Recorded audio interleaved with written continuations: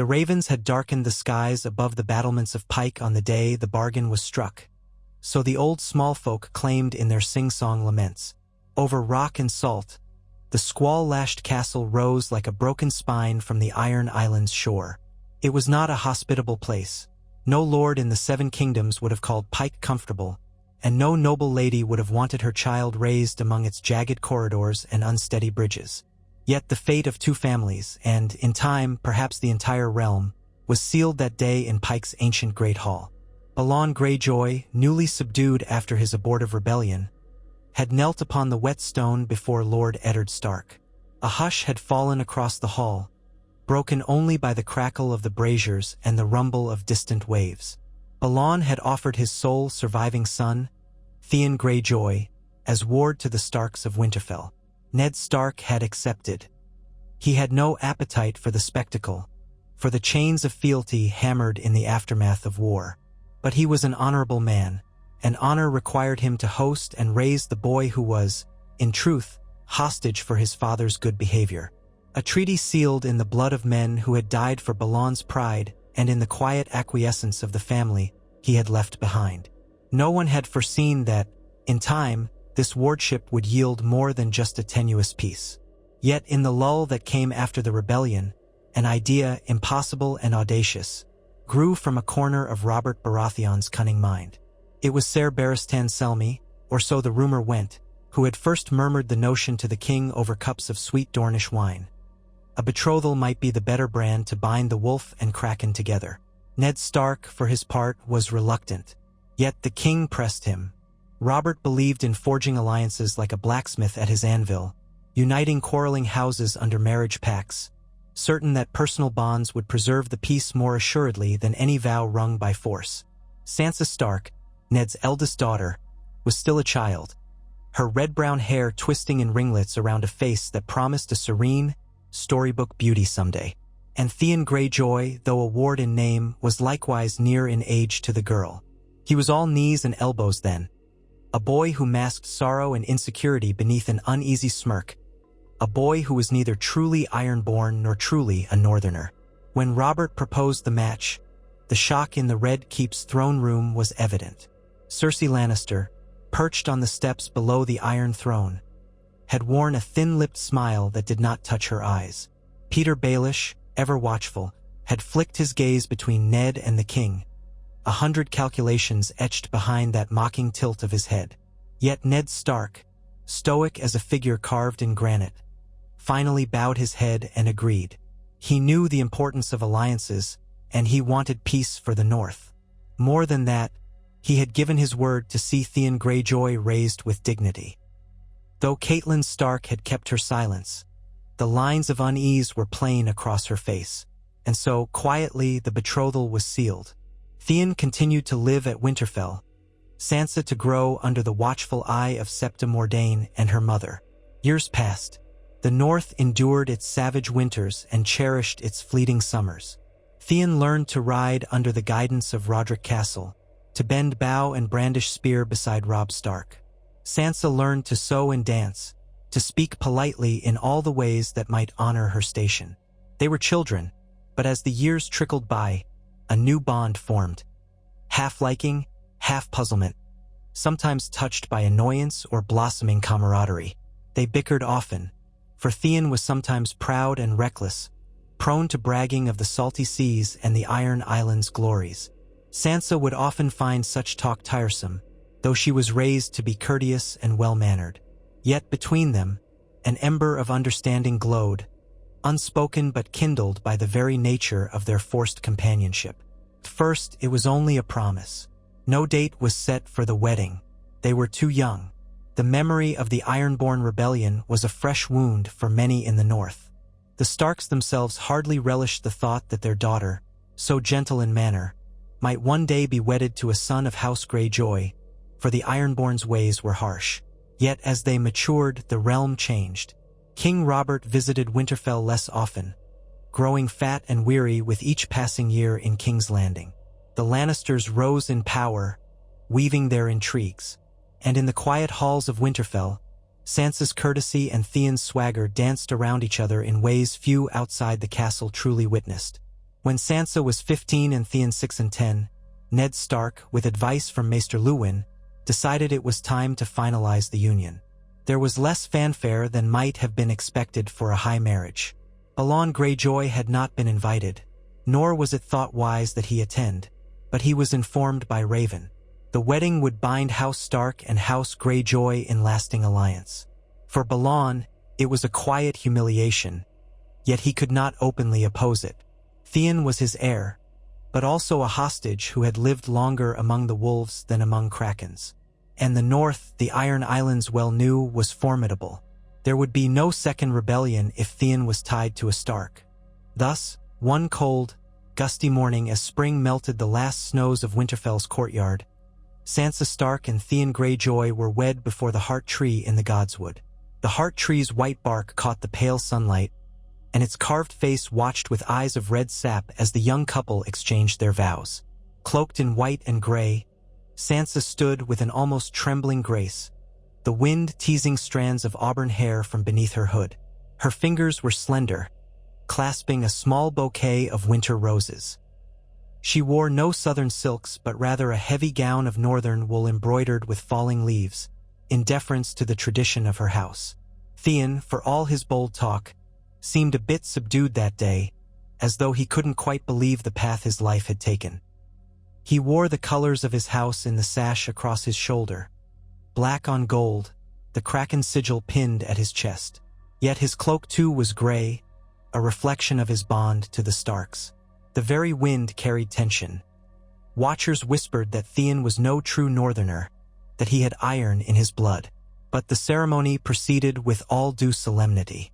Catelyn Stark stood at her daughter's side, rigid with composure, a faint sadness in her eyes. Robb Stark watched from the front of the gathering, his expression hard to read. The direwolves prowled at the edges.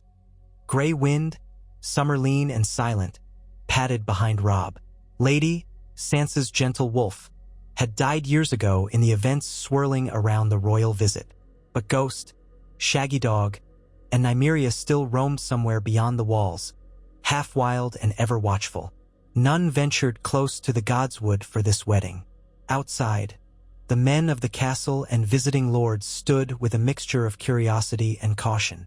A northern hush fell over the vow, and at the end, Theon draped his gray cloak over Sansa's shoulders. They were joined in the eyes of the old gods and the new. They spent their wedding night in the hush of a small chamber near the top of the great keep. His fireplace crackled. A chill wind wreathed the tower, and though Sansa was used to northern nights, her nerves and the strangeness of the moment made her shiver. Theon was not altogether unkind, but he was uncertain.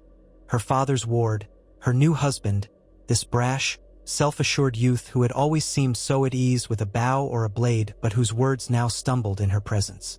Sansa remembered how her heart fluttered each time he brushed her hand. She recalled how she tried to speak of small things to still her own anxiety. How beautifully the leaves looked in the Godswood, how proud her father had appeared, how she hoped that the union would truly bring peace. Theon tried to laugh away his awkwardness, saying something about salt wives and how the Iron Islands were not so different from the north in their harshness. That night was tender but halting, a strange mix of curiosity and fear. Yet come dawn, they were bound in a union that no one in the realm could sunder easily. So the North's winter bride was also bride to a kraken. Servants spoke in hushed voices about the mismatch of sweet Sansa and roguish Theon. Some claimed she was too gentle for the rough ways of a Greyjoy. Others whispered that perhaps she was the only one who could calm him. Sansa herself wished merely for a life of peace and kindness, and she had glimpsed pieces of it in Theon's uncertain smiles, in the lonely shadows in his eyes that flitted across his face when he thought no one looked. If they were to share a future, they must find a measure of trust.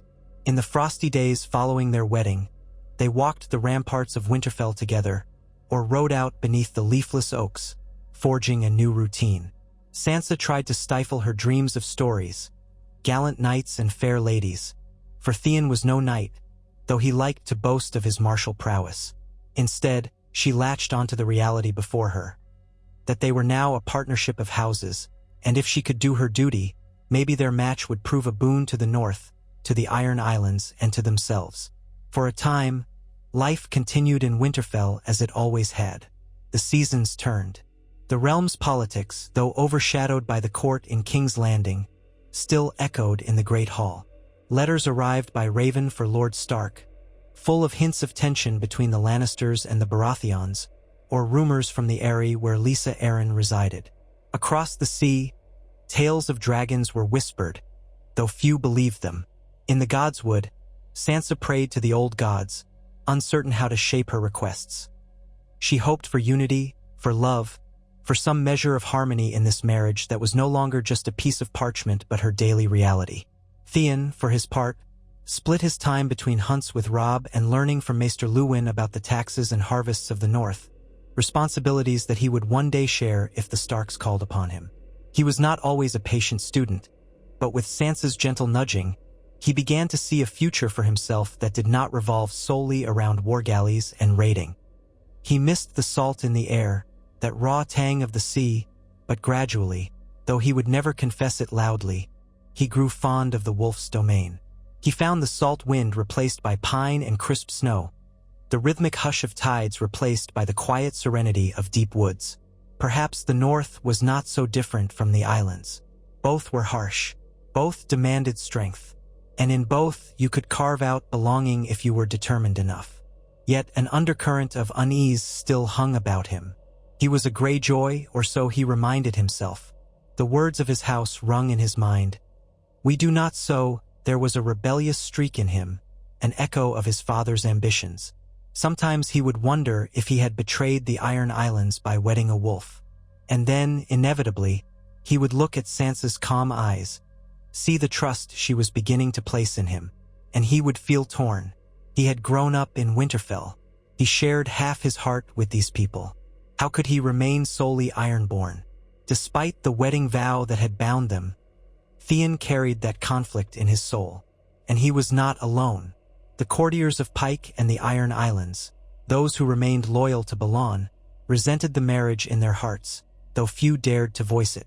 In the corners of the North, too, men of older blood muttered that the wolves had invited a kraken into their midst. But none could deny what was done. The vow was made before the old gods. Even King Robert, far away in King's Landing, had recognized the union, sending a half-drunken letter of congratulations that arrived nearly 3 weeks late. It was done. A year passed. A hush blanketed the realm. There were no immediate wars, but storms brewed below the surface. Whispers arrived from King's Landing that Jon Arryn, the Hand of the King, had died under mysterious circumstances. Word came that Ned Stark was summoned south to serve as the new Hand. Theon and Sansa were still flush with the first uncertain year of their marriage when Eddard Stark rose from the high seat of Winterfell and declared that he must go to King's Landing, at the King's demand. Robb would remain as acting Lord of Winterfell. As for Theon and Sansa, the question loomed. Would they follow Lord Stark south or remain in the north to guard their newly forged bond? Catelyn pressed for Sansa to travel with her father. In the south, she might glean the refinements of courtly life that had so enchanted her once. But Theon was less certain. He had no love for the southern courts. He wanted to remain in the north, near the lichen-stained walls that had become his home, near the friends he knew, Robb, and even the blacksmith's wards, and the huntsmen with whom he had shared many a jape. Still, King Robert had invited them as well, and the chance to see the capital, to measure himself against the knights and lords of the south, stirred something in his restless heart. In the end, they followed Ned Stark south, for the king's letter had specifically requested the newly married couple accompany him. "It will be good to show the realm that our houses are united." The letter had read in Robert's bold, messy scrawl. "By the gods, Ned, bring that fine lad and that pretty daughter of yours. My queen would love to see them." Theon, not entirely sure he wanted to meet the queen's gaze, nevertheless assented. And Sansa, trembling with a curious blend of excitement and fear, packed her best dresses and cloaks. Their party set out. Winterfell's courtyard echoed with farewells. Rickon, the youngest, clutched at his mother's skirts, crying that he did not want everyone to leave him. Bran sat astride a small pony, hoping to follow, only to learn at the last moment that he was to remain behind with Robb. Arya glowered at her sister, at Theon, at everything, furious at being told to ride in the wheelhouse. And so it was. Ned, with Sansa, Theon, Arya, and a retinue of guards and servants, made their trek south along the King's Road. The journey was long, cutting through forest and mountain, bridging the wide midlands of the realm. At castles along the way, they were greeted with curiosity.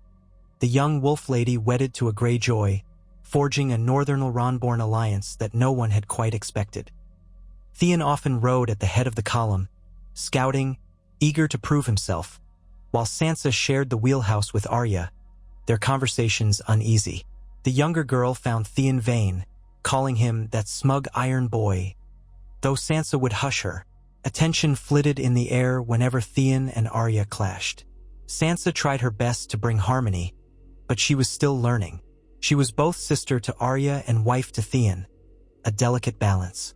They reached King's Landing to find the city in an uproar of heat and stench, the narrow streets choked with vendors, the walls rising high around the throngs of poor. The Red Keep was a maze of red stone towers perched above the Blackwater. Courtly life was a swirl of intrigues. Sly glances, whispered rumors, flamboyant fashion, and cutting barbs. Sansa, though overawed by the grandeur, by the glittering ladies in their gold-threaded gowns, the bright banners flapping in the hot wind, felt an immediate pang of longing for Winterfell's quiet halls. Theon, for his part, was dazzled by the bustle, his head turning at each proud knight or cunning sellsword crossing the yard. He boasted at times about the Iron Islands to any who would listen, drawing some smirks among the capital's cynical courtiers. King Robert greeted them with boisterous cheer, hugging Ned, messing Theon's hair in a gesture like fatherly affection. "By the gods, boy, you've grown into a proper man," Robert declared, ignoring Theon's uncertain smile. "I remember when you were but a scrawny lad. So, you've wed Ned's daughter, have you? Ha, that's quite the thing. Feels like only yesterday you both were children." Then came the Queen's greeting. Cersei Lannister, regal in shimmering green, studying Theon with eyes that flickered with quiet calculation. She praised Sansa's beauty and grace in a voice as sweet as poisoned honey. Nearby, Prince Joffrey kept his expression aloof, though Sansa glimpsed a momentary flicker of interest in her. She was older than him by a year or two, though betrothed and wed. Even so, the arrogant prince cast an appraising glance at the new arrivals. They settled into the Red Keep, uncertain of their place in the labyrinth of southern politics. Ned Stark, as Hand, had tasks aplenty, investigating the realm's finances, meeting with the small council. Sansa, as Lady, was thrust into feasts and small courtesies, her mother's lessons guiding her conduct, though King's Landing was full of snares for the unwary. Theon found some camaraderie among the squires and knights, though he quickly realized that the capital's men were as likely to smile to his face and stab him in the back with words as the Ironborn might with daggers. There was a slyness here that unsettled him. Littlefinger, the master of coin, offered a mocking courtesy. Varys, the master of whisperers, gave them both a soft laugh and a curious gaze. They were out of their depths, but they were in it together. In public, Sansa tried to play the role of a dutiful wife. Theon, for his part, attempted not to embarrass her with drunken swagger, though at times he wandered the city's taverns, restlessly seeking some glimmer of excitement. Her heart would clench when he returned smelling of wine and cheap perfume, yet she would tend to his hungover regrets the next morning, trying to hide her disappointment. But there were also quieter moments when he surprised her. He might bring her a flower from the street vendor or recount a colorful tale about a duel he had watched in the yard. On a rare evening, he once took her hand as they looked out over Blackwater Bay, the air thick with salt and the promise of the open sea. "I sometimes forget I am a Greyjoy," he confessed softly, a husk in his voice. "I've lived so long among the wolves. Now, in this place, I feel less sure who I am." And Sansa, heart aching with empathy, squeezed his hand and murmured, "Who you choose to be might matter more than where you come from." Yet the realm's politics soon overshadowed such personal reflections. Tensions rose. Rumors buzzed that the Lannisters were moving to tighten their grip on the throne. Ned Stark discovered dangerous secrets about Robert's children, about Cersei's involvement with her twin brother, Ser Jaime. The young Prince Joffrey, betrothed once to Sansa in an alternate world, now leered at her from across the yard on occasion, or teased Theon with half-veiled barbs about Iron Men. But Sansa was no longer a blushing girl waiting for a southern prince. She was wife to Theon Greyjoy, a union that had changed the game. Cersei, too, recognized that if the Starks and Greyjoys stood united, the northwestern coasts could be difficult to subdue in any future conflict. One evening, after a lavish feast in the throne room, Ned Stark confronted the Queen in a hushed corridor, Theon and Sansa trailing behind at a slight distance. They caught only glimpses of the exchange. Ned's grave voice, Cersei's golden head poised like an affronted cat, the words, "your children," drifting on the hot breeze. Sansa felt a chill. Her father's tone was so dire. Then the Queen whirled away, her green skirts swishing, leaving Ned grim-faced. Hen Sansa approached him, pressing a gentle question to her lips. Ned only shook his head. "The game is more dangerous than I feared," he said quietly. "I would send you and Theon away from here if I could, but the king has asked you both remain, and I do not want us to appear divided." His eyes flickered with a father's concern. "Stay close, Sansa. Stay safe." Soon, events escalated. King Robert was mortally wounded on a boar hunt, many said purposefully. Ned moved to protect the throne for Robert's true heir. Robert had named Ned as protector of the realm until Prince Joffrey came of age. But the Lannisters seized power. The Red Keep became a prison for the Starks. Ned was arrested on charges of treason. Sansa and Arya were separated in the chaos. Theon had been out in the city at the time. By the time he returned, the gold cloaks were swarming. A hush of fear cloaked the corridors. Servants whispered that Ned Stark had tried to seize the throne, that he had conspired with Stannis Baratheon. Sansa knew better, but she was powerless, locked in her chamber with guards at the door. For 3 harrowing days, she had no word of her father's fate. Theon raged at the door, demanding to see Ned, to speak with the council, to prove Lord Stark's innocence. But the Lannisters' men barred him. They disarmed him, forced him into what was effectively house arrest. The Red Keep's corridors seemed to close around them like the jaws of a great beast. At last, Sansa was summoned to the Great Hall. Theon, under guard, accompanied her. There she found Joffrey seated on the Iron Throne, the Queen at his side, and Ned Stark brought forth in shackles. An uproar of onlookers, courtiers, knights, lords, lined the hall, all eyes on the scene. Theon's face twisted with fury at the sight of his liege lord so humbled. Sansa felt tears well in her eyes. She fell to her knees before the throne, begging for mercy. The Queen's face was pale, lips pressed tight, and Joffrey, in that chilling, cruel tone Sansa had only glimpsed in passing, declared, "Bring me his head!" Chaos erupted. Shouts rang out. Sansa cried and implored. Theon bellowed curses at the Lannisters, nearly breaking free of his guards. But the gold cloaks held them back. In a moment etched forever into Sansa's nightmares, Ser Island Pain swung ice, Ned's own greatsword. The clang, the hush, and the sickening finality that followed. Eddard Stark was gone. All the songs Sansa had once loved, all the illusions of honor and courtly grace, shattered like a crystal goblet on stone. She sank to the floor. The hall spun in her vision.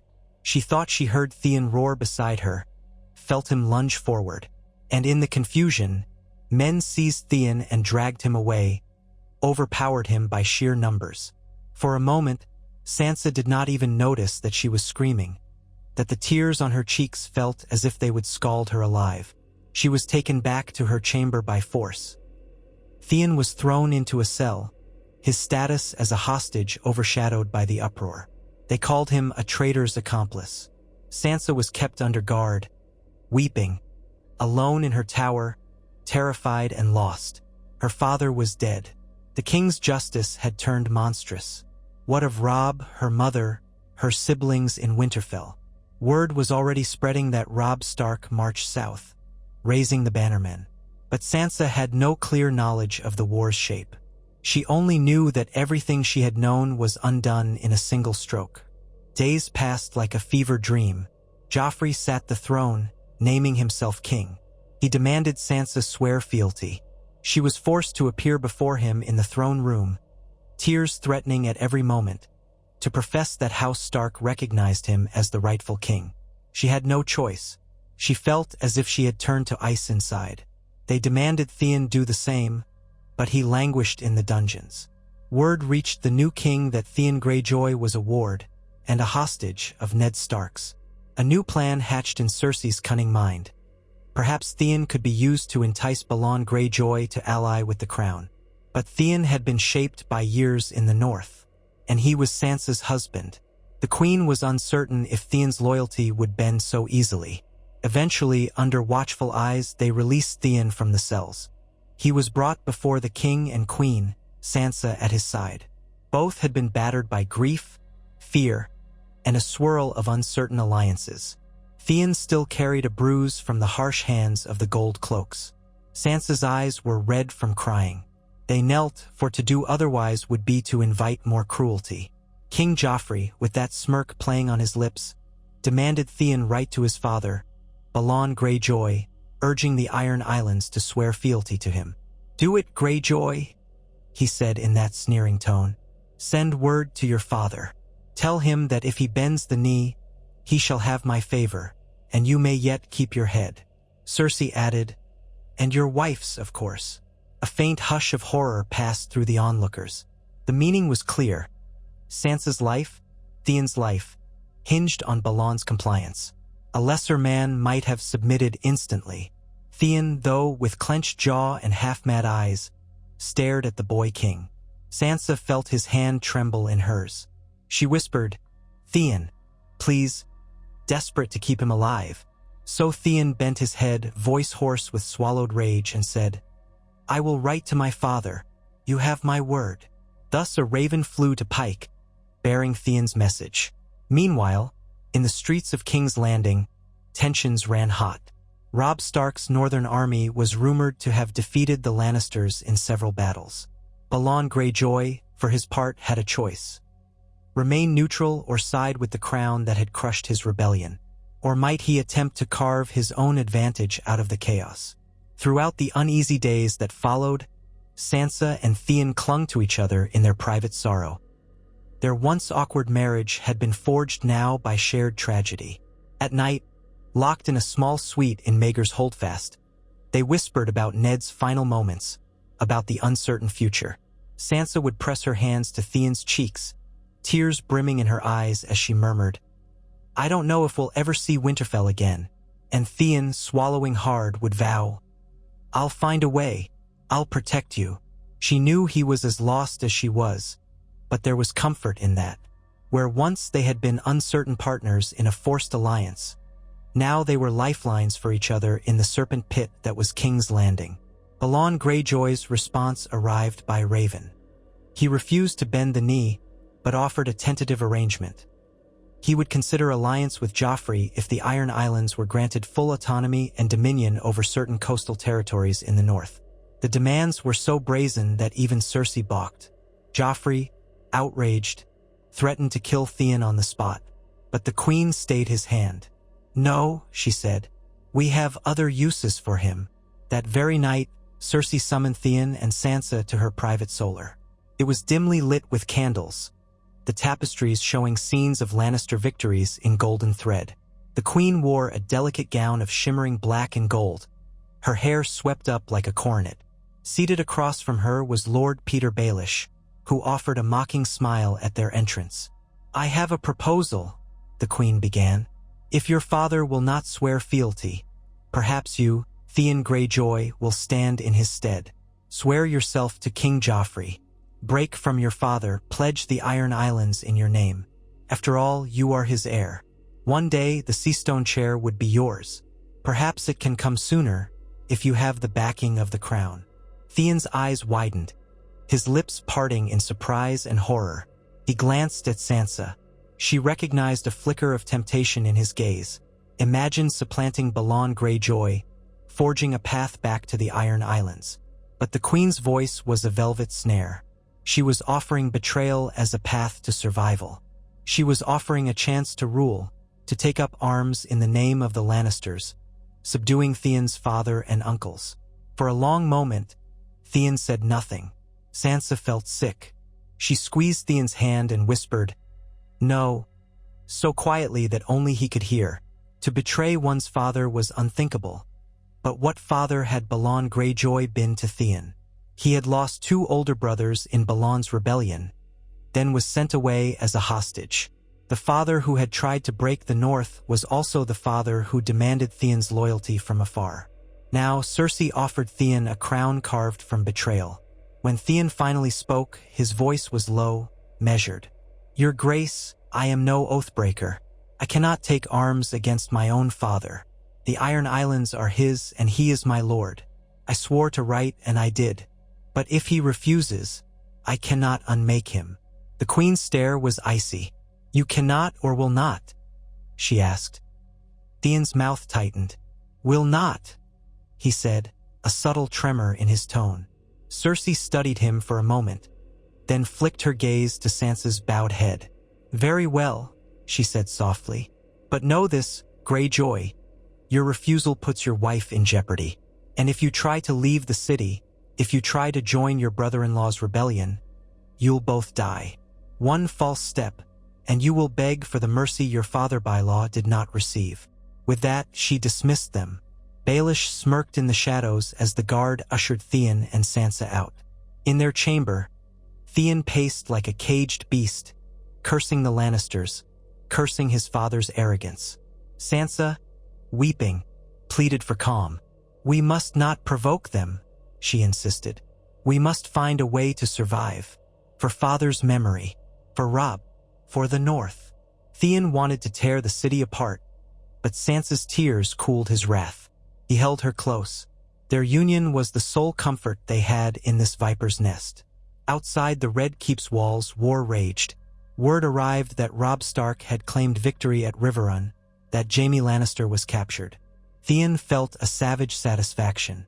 But the city trembled with rumors that Stannis Baratheon also marched to claim his right to the Iron Throne.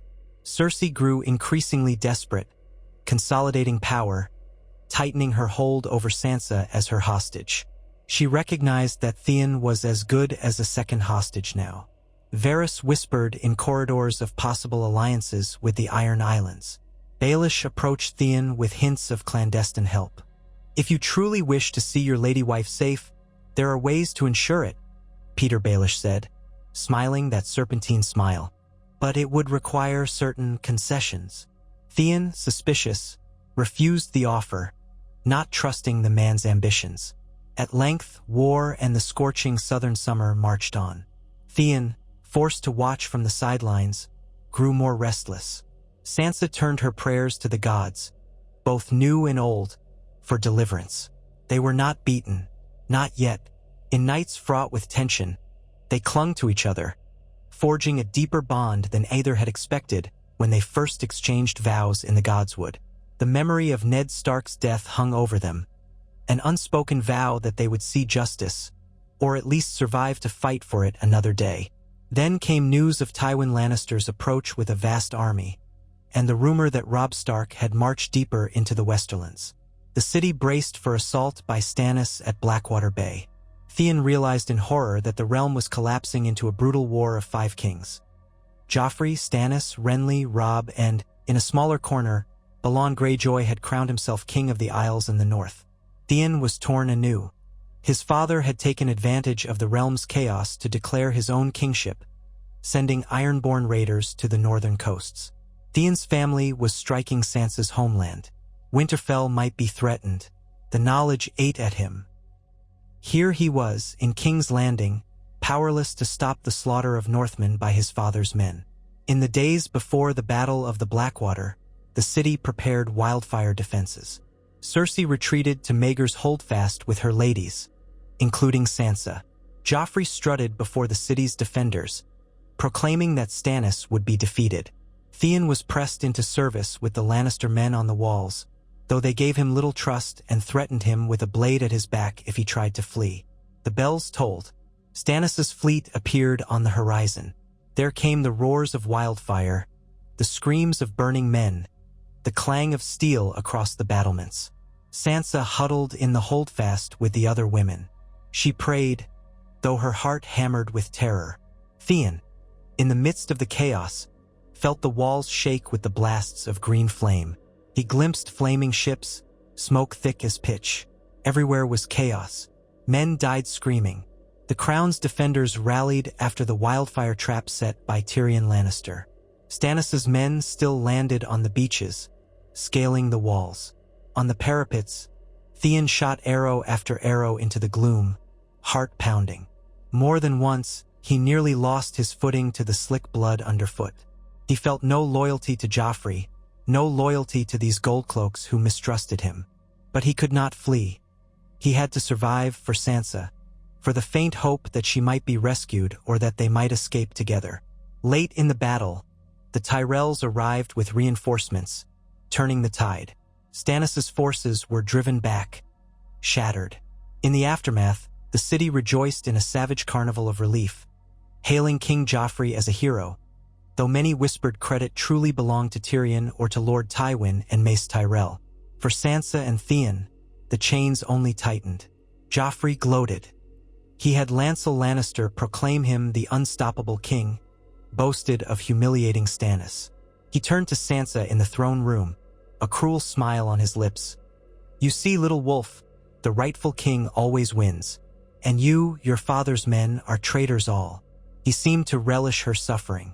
Sansa forced herself to remain impassive, to pretend a meekness that she did not feel. Then, with a mocking flick of his wrist, Joffrey turned to Theon. "You shot some of Stannis' men, Greyjoy. Perhaps you are not so useless after all." Theon, taut as a drawn bow, said nothing. Back in their chamber that night, the city still flickering from the fires, Sansa and Theon sat in silence, exhausted. "I can't bear it anymore," Sansa whispered, voice trembling. "To be at his mercy. The king is a monster." Theon took her hands in his, looking at her reddened eyes, at the tear tracks on her cheeks.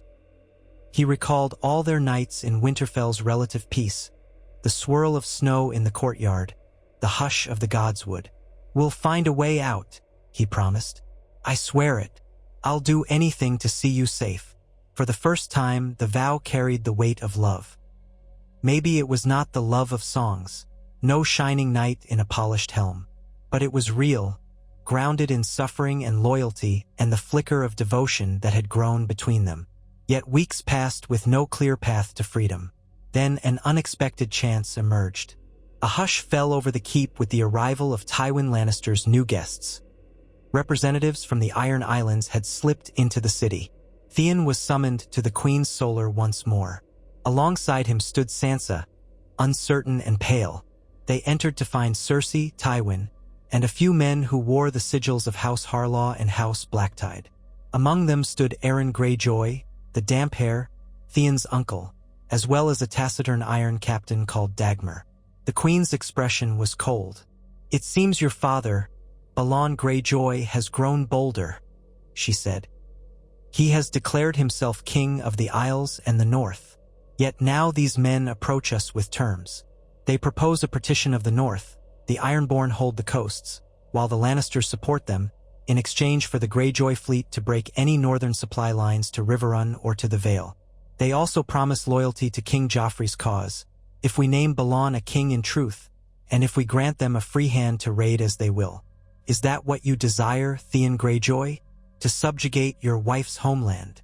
Her words struck like a lash. Theon glanced at Aeron Damphair, whose watery eyes gleamed with fervor. "Nephew," Aeron intoned, "the drowned god has seen fit to raise your father high, but if you stand with us, your place at his side is assured. Return to the salt, to the sea. Put away these wolf trappings." Sansa felt cold dread coil in her stomach.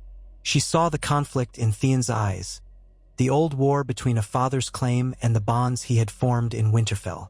She gently slipped her hand in his, as though to remind him that he was not alone. Tywin Lannister watched with an impassive face. The Queen's expression was more openly suspicious. Theon drew a slow breath. "The Iron Islands are my birthright," he said quietly. "I do not forget that, but Sansa is my wife. I cannot support a war that ravages Winterfell, kills Stark men, or burns the North." Aeron's face twisted in disdain. "You would betray your father's cause? My father never wanted me except as a tool," Theon spat back. "And I owe him no duty to murder the only family that ever cared for me."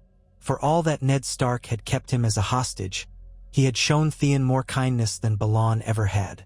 The choice was heartbreakingly clear. Aeron's voice rattled with contempt. "You are lost to the old ways. You have the wolf's milk in your veins. The drowned god will cast you out." Theon set his jaw. "So be it." Cersei's eyes glittered. She looked from Theon to Sansa. Perhaps, in that moment, she recognized that Theon would not be the puppet to force Balon's loyalty. But a slow smile curved her lips. "Very well," she said. "If you will not stand with your father, the Iron Islands remain our enemy. But you, Lord Greyjoy, might still be of some small use. We shall keep you here as our honored guest, and keep your lady wife as well. Let the Ironborn ravage the coasts. We have the advantage in gold, men, and cunning, and we hold the rightful queen in the north, for as Ned Stark's daughter, Sansa is the key to any northern alliance." Theon recognized the trap. "We remain your prisoners, then," he said bitterly. "Prisoners or guests, does it matter?" replied the queen. "You shall have your comforts, as long as you do not trouble the crown. But if you resist, you will beg for death. Is that understood?" He nodded, a muscle working in his jaw. Aeron Damphair spat at his feet, turned, and marched out in anger. Thus ended Theon's last tie to the Iron Islands. The wave that might have carried him back had broken against his refusal to betray Sansa's homeland. When they returned to their chamber, Sansa embraced him fiercely, tears in her eyes. "Thank you," she whispered. I know this must be so difficult." Theon, heart pounding with mingled grief and resolve, returned the embrace. "We have only each other now," he said, voice ragged. "I've turned my back on my father, but I couldn't let them butcher your people." She kissed him, then rested her forehead to his. "We will find a way to survive," she said. Together. The war churned on. Balon Greyjoy continued his raids on the north, though eventually, word reached the city that Balon had died.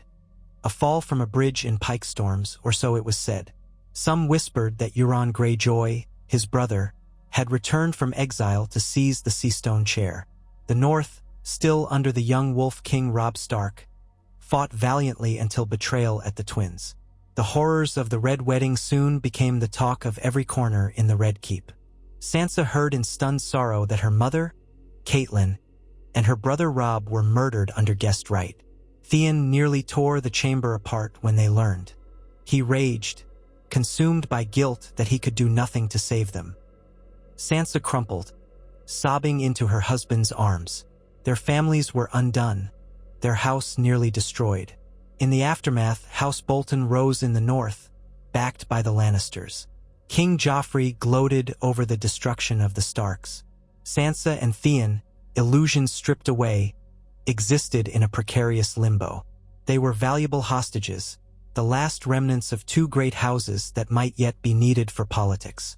So the Lannisters kept them alive. Tyrion Lannister, for his part, occasionally showed them a measure of empathy, especially to Sansa. But there was only so much he could do under the eyes of Tywin and Cersei. Joffrey's wedding to Margaery Tyrell approached. The city prepared another lavish spectacle. Sansa felt hollow, forced to watch the man who had killed her father and destroyed her family celebrate in splendor. Theon sought ways to shield her from public humiliations. The queen tolerated them only so far as they stayed docile. Indeed, docility was demanded.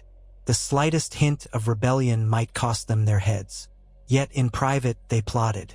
Theon scoured the Red Keep's nooks and crannies, searching for a path of escape. Sansa prayed for a miracle, and on the day of Joffrey's wedding feast, that miracle came in a terrible form. Joffrey choked on his wine, turning purple before their eyes, dying in convulsions at his own feast. Screams erupted, the crowd in disarray. Accusations flew like arrows. Tyrion was seized, blamed for the poisoning. Sansa, fearful she too would be arrested, clung to Theon's arm, but chaos reigned. Joffrey's death was so sudden, so shocking, that the entire city reeled. Amid the confusion, Theon saw an opening. The gold cloaks were scattered, surging around the dais. The queen was shrieking. Tywin was roaring orders. Ser Jaime Lannister tried to calm the scene. Marjorie sobbed, her gown stained with spilled wine. Littlefinger was nowhere to be seen. In the swirl of panic, Theon grabbed Sansa's hand and whispered, "Now!" They slipped from the feast, taking advantage of the chaos, ducking into the hidden corridors that Theon had scouted in the weeks prior. Servants were too distracted by the king's death to pay them heed. They made their way through the keep, hearts pounding. For a moment, Sansa feared every shadow was a gold cloak ready to seize them. But luck or the gods were with them that night. They found a postern gate that opened onto the river. A small boat was moored at the water's edge. No guards in sight. The city was in uproar over the king's demise. Silently, they slipped into the boat and pushed off, Theon rowing with urgent strokes. Sansa did not dare to breathe until the Red Keep's silhouette receded behind them. The waters of Blackwater Bay were still thick with debris from the battle months ago, but a hush of night cloaked them. They rowed to the far side, found a deserted strand. Dawn broke over them as they trudged up the muddy banks, uncertain of their next steps. They had no illusions of safety. The Lannisters would send out search parties. But for the first time in what felt like ages, they were free of those walls. Sansa looked at Theon with teary gratitude, remembering how helpless she felt the day her father died. Now they had escaped together. She pressed a trembling kiss to his lips. "We must find a way north," she whispered. "Jon, my half-brother Jon is at the wall. Or, gods know, maybe we can find loyal bannermen." Theon frowned. The north is in chaos, overrun by the Boltons, who claim fealty to the Lannisters. But maybe we can do something. Reclaim Winterfell? We're not beaten yet. He did not voice his deeper fear, that the North might view him, Theon Greyjoy, as a traitor. Some would never forget the Greyjoy rebellion, or how the Ironborn had turned on the North. Others might resent that the Starks had wed their daughter to the son of a Reaver. But Sansa was a Stark of Winterfell, last known living child of Eddard, so far as any in the realm might confirm. For Arya's whereabouts were unknown, Bran and Rickon rumored dead. If they could find loyal men, if they could rally them under the Stark banner, a faint dream flickered. That morning, they set out on foot, a pair of runaways carrying little but the clothes on their backs and a determination stoked by desperation. They traveled north in secrecy, avoiding major roads, uncertain who might be friend or foe. They rationed what coins they had stolen from the Queen's table, using them sparingly in out-of-the-way inns. Sometimes they posed as common travelers, a newlywed couple from the Vale. Sometimes they slept under the stars, hungry and cold. Sansa's fine gowns were left behind in the city. She wore a plain cloak, her hair hidden under a hood. Theon sold what he could of his signet rings, grimly recalling their significance but seeing no other way to keep Sansa fed. They endured fierce storms, near discovery by Lannister patrols, the threat of bandits. Yet their bond only strengthened. Nights in the wild, pressed together under a tattered blanket, they whispered hope to each other. Neither had illusions of knights in shining armor. They had each other, and they had the memory of Ned Stark urging them onward. Word came south that Tywin Lannister was now truly in control of King Tommen, the new boy king. The Tyrell alliance held strong. The war, though, was far from over. Rumors traveled. Euron Greyjoy had taken the Seastone chair. The Boltons now held Winterfell, or what was left of it, after it was supposedly burned. The Riverlands were ablaze. The Vale closed its gates. Theon and Sansa pressed on. Eventually, near an ancient market town, they crossed paths with a small band of outlaws. The tension was immediate. But when they discovered the outlaws were men from House Tallheart, once loyal to the Starks, Theon saw a glimmer of hope. Sansa revealed her identity carefully, pushing back her hood to show her hair and quietly naming her lineage. The men gaped in awe and kneeled. "My Lady Stark, we thought you dead or captured," they murmured. Theon stood by her side, uncertain, expecting them to turn on him the moment they realized who he was. Indeed, their faces hardened at Theon's presence. "A Greyjoy," one spat, hand on his hilt. "You reavers burned our coasts." But Sansa quickly interposed herself. "He is my husband, and he saved my life in King's Landing. He is loyal to the North now. My father accepted him into our family, and so must you if you are loyal to House Stark." The men exchanged uneasy glances. Then their leader nodded slowly. "If Lady Sansa vouches for him, we owe the Starks our allegiance." He wiped his mouth. "We'll take you to our hideout. We have some supplies. The roads are unsafe, but if we can get you to the White Harbor area, maybe Lord Manderley can help. He's still rumored to be a Stark loyalist." Thus Theon and Sansa joined the outlaws, forging a small retinue of dedicated Northerners. Over a fortnight, they traveled hidden paths, the weather growing colder as they pressed farther north. Along the way, they saw signs of Bolton tyranny.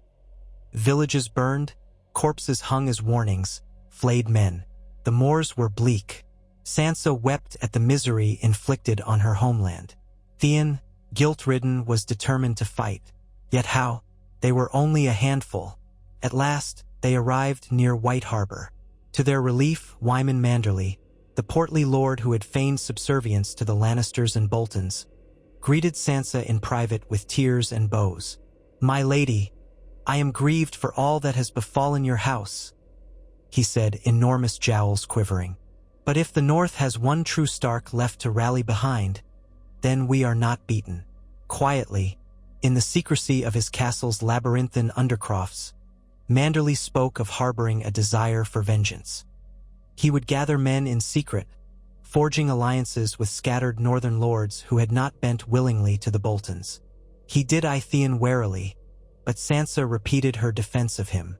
Manderley, though unconvinced, recognized that to have the last known Stark in the North, with a living husband to stand at her side, might encourage other houses to break from Bolton rule. Theon took an oath in front of Manderley's weirwood grove, swearing by the old gods to protect and serve House Stark until the end of his days. He knelt in the frosty moss, his breath steaming. Sansa watched with tears in her eyes. She heard the sincerity in his voice, saw the stark regret for the old Reaver ways etched across his face. After, Manderley placed a hand on Theon's shoulder. "You must prove yourself, Lord Greyjoy," he said. "But if you hold true, the North remembers. We do not forgive easily, but neither do we cast aside loyalty once shown." Thus plans were laid. Manderley quietly raised men under the guise of shipments to supply the Boltons. More loyal lords were contacted. The scattered remnants of the northern resistance coalesced, spurred on by the knowledge that Sansa Stark lived. Rumors spread that the Stark daughter and her Greyjoy husband were in the north, rallying forces against the Boltons. Some dismissed it as a tall tale. Others whispered that it was destiny, that the Kraken had joined the wolf to take vengeance on the flayed man. Even as the snows began to fall in earnest, an army gathered around White Harbor, small at first but burning with fervor. Sansa donned the heavy cloak embroidered with the direwolf sigil, her red-brown hair coiled beneath a simple circlet, stepping into a role she had never anticipated. A Stark leading her people. Theon stood at her side, a sword at his hip, calmer than he had been in King's Landing but bearing the weight of many regrets. And so they prepared for the march on Winterfell, to wrest it from Roose Bolton and his bastard, Ramsay. Marching through the wintry roads was grueling. Men's beards froze, horses slipped on ice. Yet the North remembered. Village by village, men rallied to the direwolf banner. Though their numbers were still smaller than the Boltons, they had the advantage of surprise and the righteous fury of folk who had endured flaying and forced fealty.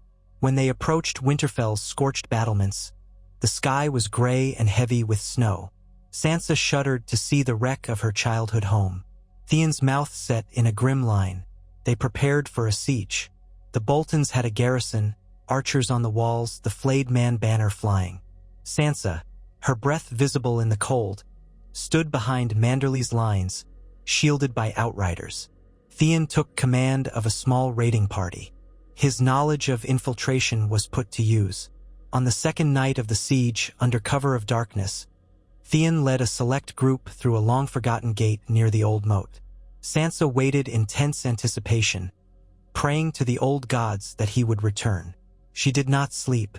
Finally, near dawn, horns sounded. A breach opened in the walls. Sansa's forces surged forward. Theon and his men had hacked through or bribed a guard, seizing a section of rampart. The courtyard erupted in chaos. Bolton men rushed to repel the invaders. Manderly's knights thundered in. Blood coated the snow. Flares of torchlight caught the swirling flakes, turning them red. Sansa, though terrified, rode in behind the line, the direwolf on her banner guiding them. She saw Theon up on the wall, sword in hand, grappling with a Bolton man. The noise of steel on steel crashed in her ears. The fighting was brutal. The Boltons fought fiercely, but the northern host had justice on their side and a fierce determination not to let the flayed man remain in Winterfell. Late in the battle, an arrow struck Theon's shoulder. Sansa watched in horror as he stumbled, nearly falling from the battlements. She spurred her mount forward, ignoring the calls of her guard. She made her way into the keep, dismounting in the chaos to climb a battered stair. She found Theon in a corridor, pressed against the wall. Bolton men approached with drawn blades. Gathering every shred of courage she possessed, Sansa picked up a fallen spear. Her heart hammered. She was no warrior, but for Theon, for Winterfell, she would fight. The Bolton soldiers sneered at her. "Look, the little wolf bitch." But Theon, clutching his bleeding shoulder, launched forward in desperation. Together, they overcame the first attacker, Theon's blade hitting home while the man was distracted by Sansa's spear thrust. The second man swung viciously. Sansa tried to parry and nearly lost her grip, but Theon knocked the man off balance, letting Sansa thrust her spear in a final jolting stab. She felt the crunch of metal and bone. Horrified and trembling, Sansa stepped back, the spear clattering from her hands. The corridor reeled before her eyes, the reality of killing a man sinking in. But Theon, panting, grabbed her hand. "Come on," he murmured through the pain. "We must keep moving." The last pockets of resistance in the castle were overwhelmed by the main host. Roose Bolton, as it turned out, was not in Winterfell. He had gone to Barrowton. Ramsay, though, was present, and tried to flee when the tide turned. He was captured in the Godswood by Manderly's men. Theon confronted him, fury in his eyes. But Sansa insisted there be no flaying, no cruelty. "We are not the Boltons," she said. "We will have justice, not butchery." So Ramsay was put in chains. The castle was theirs. The direwolf banner flew again above the battered walls. A cheer rose among the loyal men. For the Starks, for Winterfell, for Sansa, battered in spirit, everything was surreal. This was her home, or the shell of what it had been. Theon stood beside her, an arrow wound in his shoulder. He was pale from blood loss, but alive. Manderly's maester tended his wound. When Sansa came to him after, she found him stripped to the waist for bandaging, biting down on a piece of leather as the maester cleaned the injury.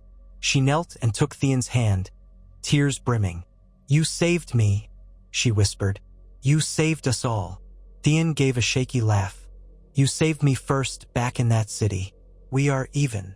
He tried to grin, but pain contorted his face. Sansa bent and pressed her lips to his brow. Amid the ruin, a sense of hope flickered. The true-born daughter of Ned Stark had reclaimed Winterfell.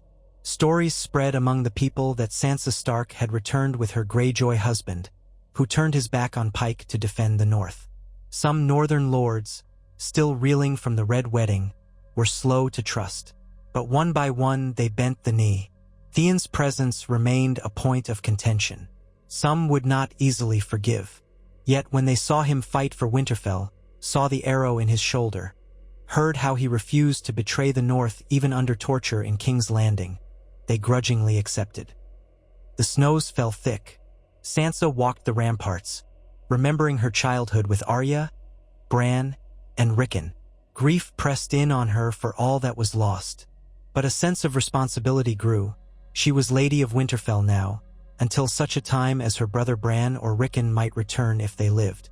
In the quiet gloom of the Godswood, she knelt at the heart tree to speak to her father's memory, Theon standing watch close by. Life began anew in the battered walls. Repairs were undertaken. Loyal families arrived with supplies.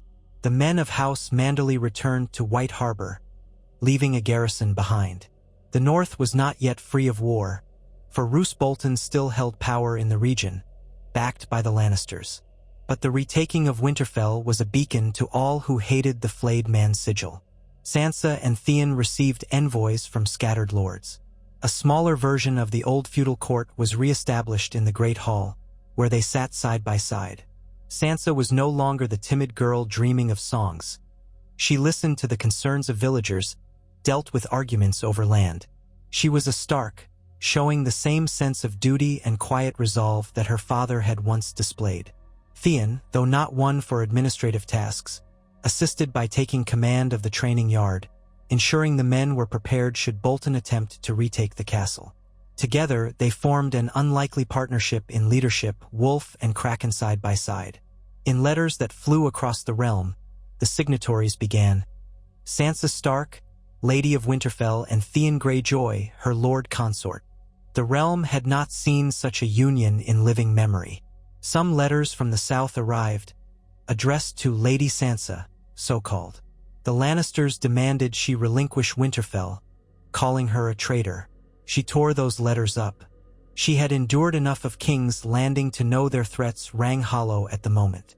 She wrote back politely, ignoring their slights, reaffirming the North's independence. She offered no quarter to Bolton loyalists. She sent out ravens urging the scattered northern houses to join in unseating the flayed man. Some refused, cowed by fear.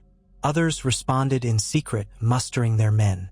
Slowly, a second northern rebellion brewed. In their personal chambers, Sansa and Theon found small moments of peace. The memories of King's Landing, of Ned's execution, of the Red Wedding, still haunted them. Nightmares plagued them both.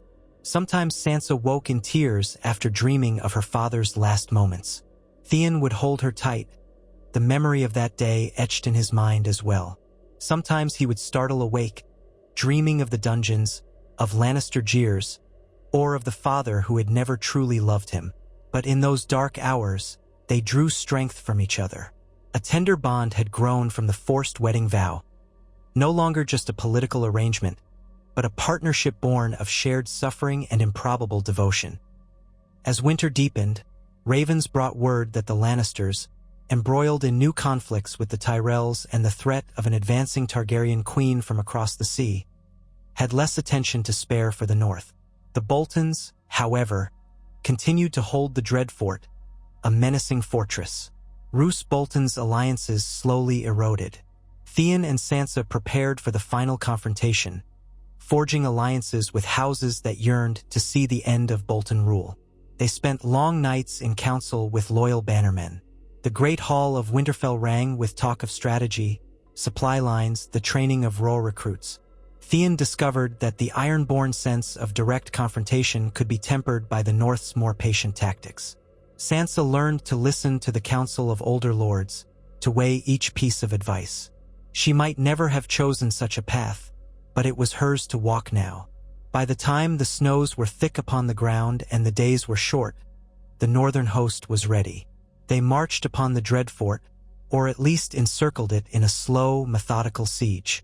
Bolton's men were rumored to be savage, but they were outnumbered. Theon had recovered from his arrow wound, though it still ached in cold weather. Sansa, watching from a forward camp, felt the swirl of dread. Another battle, more blood. How much more death must the North endure? She stood near Theon and took comfort in his presence. He looked across the snowy fields at the looming towers of the Dread Fort. "Let's finish this," he said quietly. No more flayed men banners in the north. The siege was grueling, carried out amid snowdrifts and howling winds. But the northern host was accustomed to winter warfare. They cut off supply lines, forced the garrison to starve in the cold.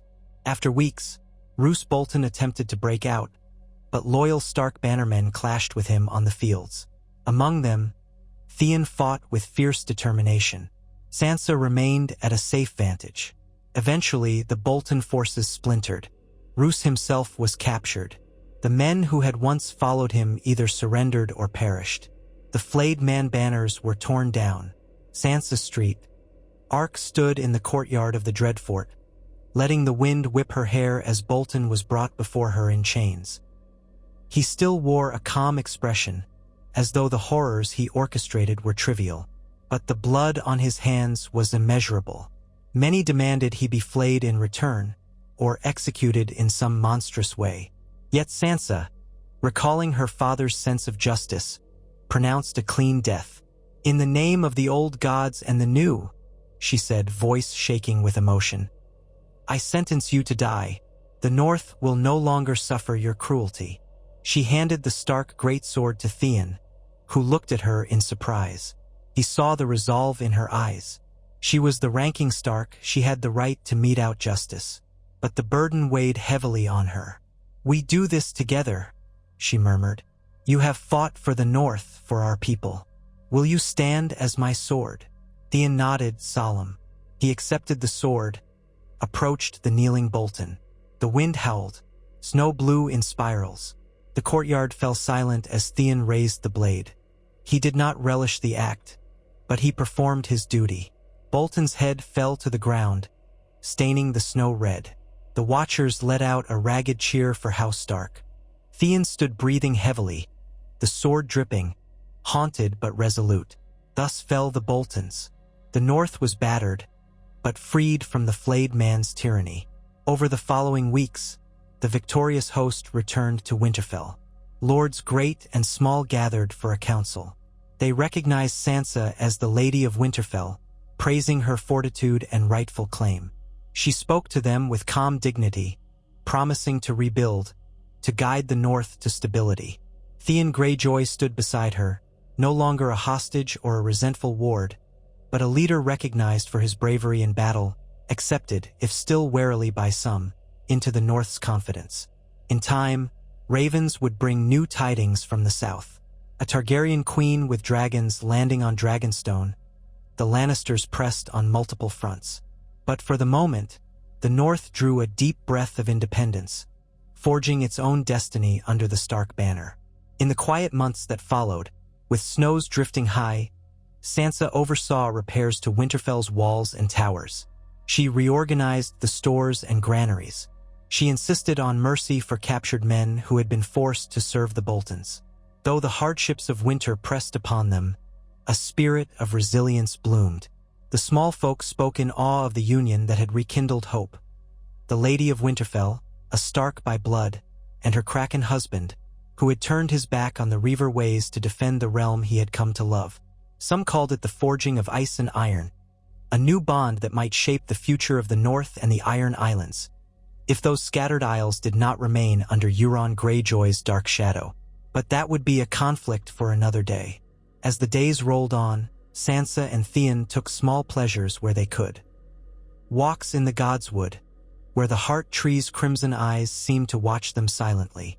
Evenings by the hearth, sipping hot cider as the wind howled outside. They were not children anymore, nor naive youths dreaming of a perfect world. Their bond was tempered in blood and sorrow, yet there was a quiet joy in it. When Sansa felt the first flutters of life within her womb, she pressed Theon's hand there with a trembling smile. Perhaps the child was the future, the living proof that House Stark and House Greyjoy could stand side by side, forging something new in the savage world. When she told Theon, tears of tentative happiness lit his face. He knelt before her and rested his head gently against her stomach, lost for words. Outside the walls, the northern night stretched long and cold. But within those ancient stones, warmth blossomed in hearts that had known too much fear. Ravens soared overhead, carrying messages of alliances, warnings of White Walkers, rumors of the Targaryen queen. The North prepared for whatever storms lay ahead. Yet in the halls of Winterfell, the couple who had once wed beneath the heart tree in a forced alliance had found in each other not just necessity but affection, respect, and a mutual vow to protect the North, the Iron Islands, and their growing family with all the fierce loyalty they could muster. So it was that Sansa Stark, the wolf maid who became a lady, bound her fate to Theon Greyjoy, the kraken who found a home among wolves. In a realm sundered by war, they stood as a testament to the unpredictable nature of alliances, and of the human heart's capacity to find devotion amid despair. Tales of their union would echo through the North's mead halls and fishermen's huts for generations, an improbable bond that outlasted the snow and the sword. In time, as the world turned and new threats rose from the icy darkness beyond the wall, their children would bear the sigils of wolf and kraken entwined, an emblem of the day the North and the Iron Islands were bound from the start, forging a path through the storms of Westeros's endless winter. A hush settled over Winterfell in the days after the Boltons' defeat, a quiet that felt as fragile as new-formed ice. The courtyard still bore scars of violence, scorched timbers and blackened stones, bloodstains on the old cobbles that men scrubbed at daily. But in the weeks that followed, it was the sense of renewal that prevailed. Banner after banner drifted into the castle from across the north. House Serwyn, House Tallheart, House Mormont, and lesser houses sworn for generations to the Starks. They came pledging loyalty anew to Sansa Stark, Lady of Winterfell, and to her kraken consort who had cast aside an inheritance of raiding and proud defiance to fight for the very land where he had once been a hostage. The mood was still laced with caution. Some men, gruff and suspicious, eyed Theon Greyjoy warily. The memory of iron-born sails attacking northern shores in the rebellion, and more recently under Balon Greyjoy's renewed ambitions, remained close to the surface. But the story of Theon's refusal to betray the North in King's Landing, his stand in the courtyard at Winterfell, and his arrow-riddled valor at the Dreadfort slowly eroded the distrust. He was no longer the brash boy who had boasted of salt wives and Pike's great towers. He had proved himself at last, and so grudging acceptance took root. Sansa received visitors in the great hall as the first heavy snows blanketed the yard. She sat in the old high seat, a simple circlet glinting on her auburn hair, and Theon stood just behind her. Maester Wolkan, sent north by the citadel after poor Maester Luwin's passing, took note of each petty dispute or request. Sansa handled them as she imagined her father would have, patiently, weighing the words of petitioners, striving always for a measure of justice. In those measured decisions, the North saw a flicker of the same fair-mindedness that had once shaped Ned Stark's rule. And though the memory of the Red Wedding loomed, the lords and their sworn swords took heart in having a Stark at Winterfell, one who would not surrender to cruelty or cynicism. Sometimes, when the hall was empty in the late afternoon, Theon would coax Sansa away from her seat for a walk along the battlements, or perhaps just to the Godswood for a brief moment of peace. She was with child, though, for her own privacy, Sansa had not announced it publicly. At first, she had told only Theon, who knelt before her, pressing his forehead to her belly as tears of wonder slid down his cheeks. In the weeks since, she had revealed the truth to Maester Wolkan and to the kindly midwives of Winterfell. Beyond that, only a few close companions knew. But the secret would not keep forever. Her body would change, her steps would slow, and soon all the North would know that House Stark and House Greyjoy were forging a new branch of the lineage. It was a thought that left her trembling. "Our child," she often whispered, pressing a hand to the gentle swell beneath her gown. "A wolf and a kraken." The midwife cautioned her to rest, to avoid overexertion. But the tasks of rulership were unending. Winterfell needed repairs, stones reset in battered walls, collapsed roofs mended, collapsed tunnels cleared of debris. The library was in shambles, and the inner keep's plumbing had cracked in places. Manderly's men had left a small garrison of knights, who tried to follow Sansa's instructions for reconstruction. Theon oversaw the training yard, forging a new guard for Winterfell, men loyal to Sansa and the memory of Ned Stark. And still, reports arrived daily of unrest in the farther reaches of the north. Pockets of Bolton sympathizers, outlaws harrying travelers, the shadow of House Umber's uncertain allegiance. And beyond all that, there lay the unspoken truth that the dead might soon walk. "We must address the rumors," Theon murmured one night as they sat before the hearth in Sansa's solar. She had her feet propped on a footstool, massaging her ankles. Theon's shoulder was still healing from his arrow wound, twinging with every shift of the cold wind. "The rumors about White Walkers," he grimaced. "Some say they're just old crones' tales, but we've heard enough from the wall to know something stirs out there." Sansa gazed into the flames. "I wish we could simply not believe them. We have seen enough horror." A sigh trembled through her. "But my father taught me to face the truth, no matter how grim. If there is a threat beyond the wall, the North must be ready." Her half-brother Jon Snow was at the wall, she knew. The last she had heard, long before Ned's execution, was that Jon had taken the Black and joined the Night's Watch. Rumors suggested he had risen quickly in their ranks, that he had even become Lord Commander. But could that be true? Perhaps so much time had passed that anything was possible. She wished she could see him, for the memory of his gentle hugs when she was small flickered like candlelight in her heart. But the wall was far and winter was here or nearly. The snows would deepen. Already, roads in the high passes were nearly impassable. She sent ravens instead. 2, 3, 4, 1 each month, addressed to Lord Commander Snow of the Night's Watch, if such a man truly held that title. She wrote of the victory over the Boltons, of the North rallying behind her banner, of Theon's devotion and how they yearned to protect the realm. She wrote that if there was truly a threat from the White Shadows, Winterfell would not sit idle. She ended each letter with the quiet hope that Jon was well, that they might see each other someday if the gods were good. By the New Year's turn, Manderly's envoys from White Harbor brought startling news. King's Landing was in turmoil. Tommen Baratheon, the boy king, clung to his seat while the Tyrells pressed for influence, and across the sea, Daenerys Targaryen, the last known scion of House Targaryen, had finally landed at Dragonstone with forces of Unsullied, Dothraki, and, most astonishing of all, dragons. Whispers flew that she meant to claim the Iron Throne her father had once held, that she had allied with Tyrion Lannister, who had fled King's Landing after being accused of poisoning King Joffrey. The realm had fractured again. No one knew if the Targaryen queen might march north or try to win over the lords below the neck. Some advised Sansa to declare the North's neutrality, to keep well out of southern squabbles. Others argued the Targaryen queen might bring a new era of peace. Still others recalled that the Dragon Kings had once forced the Starks to bend the knee. Sansa only shook her head. "Let them war in the south if they will. The north is battered and exhausted. I will not lead our armies south for any cause but our own survival. If Daenerys Targaryen extends a hand of friendship, we may speak. But I will not march behind another southern banner." Theon agreed, though he felt a pang of uncertainty, remembering the might of dragons from old tales. "Perhaps we'll have no choice if she defeats the Lannisters," he said. "A new Targaryen on the throne might turn her gaze north. Will she respect our independence? Or demand fealty?" Sansa rubbed her arms, as if cold. "I don't know," she admitted.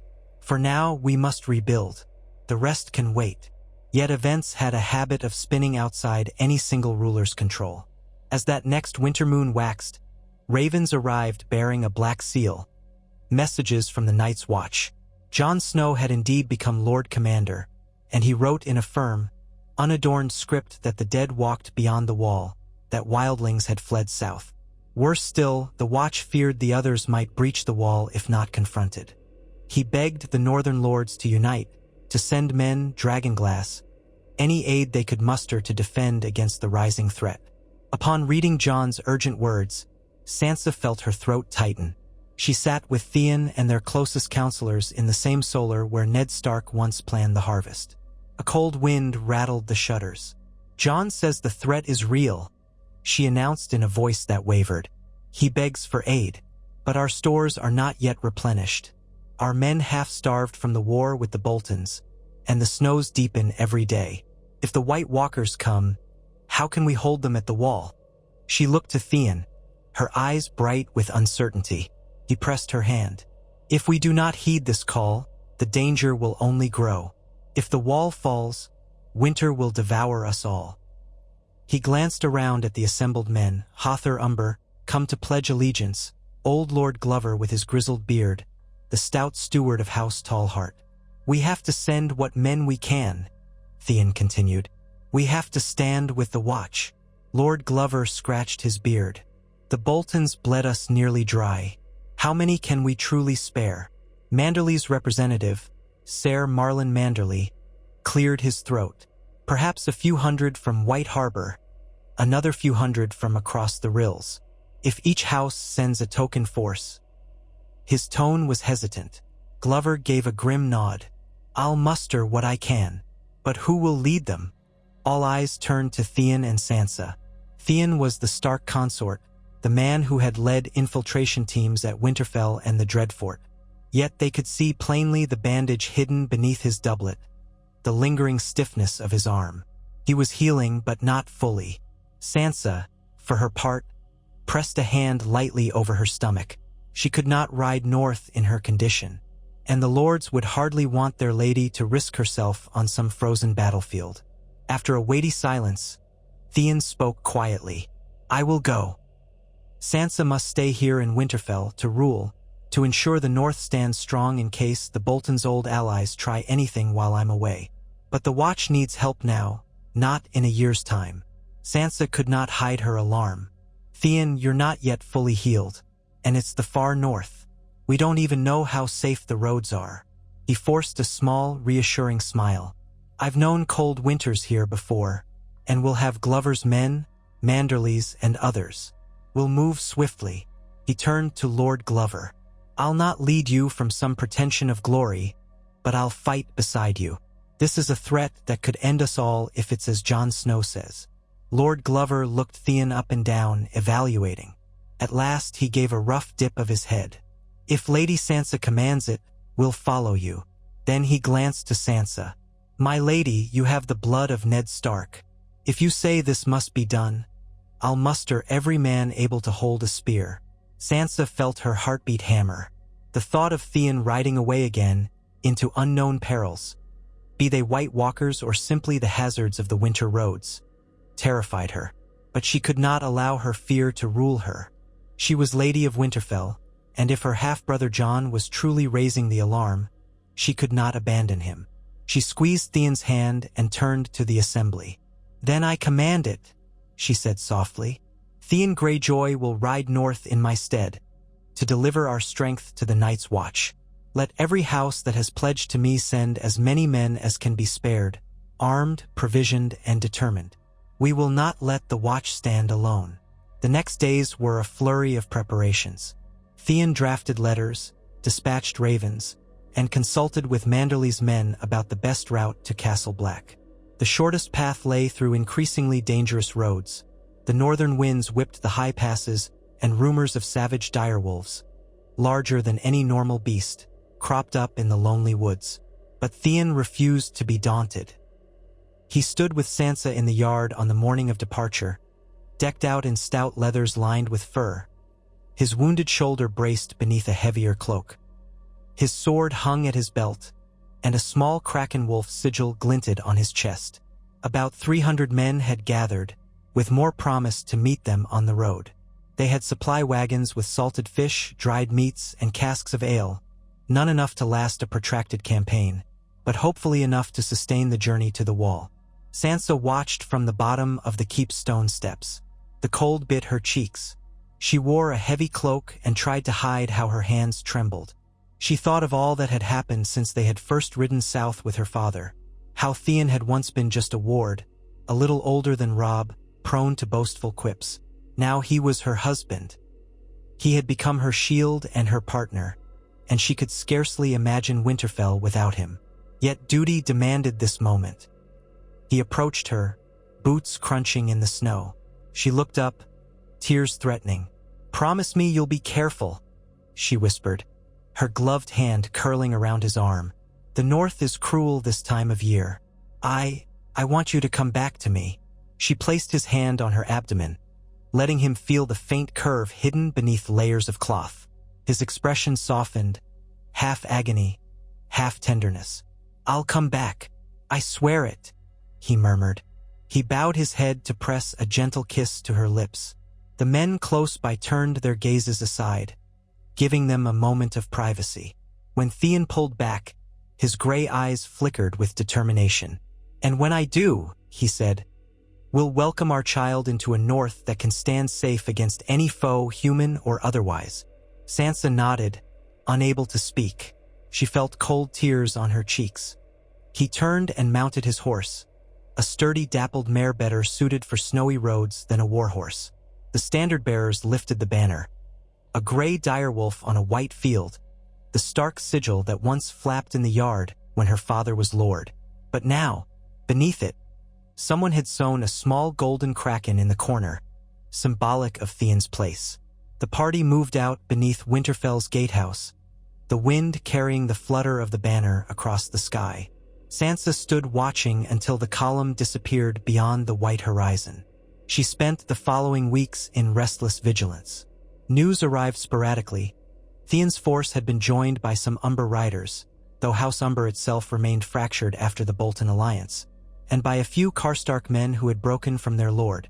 Eventually, a raven came from the Last Hearth, one of the last major settlements before the True Wilds began, reporting that Theon and the Stark host pressed on after restocking supplies. Then came another lull with no further updates. Day by day, she presided over Winterfell's tasks, meeting with stonemasons, blacksmiths, local bannermen. The midwife checked her carefully. "You must rest," the older woman insisted gently. "The babe needs your calm."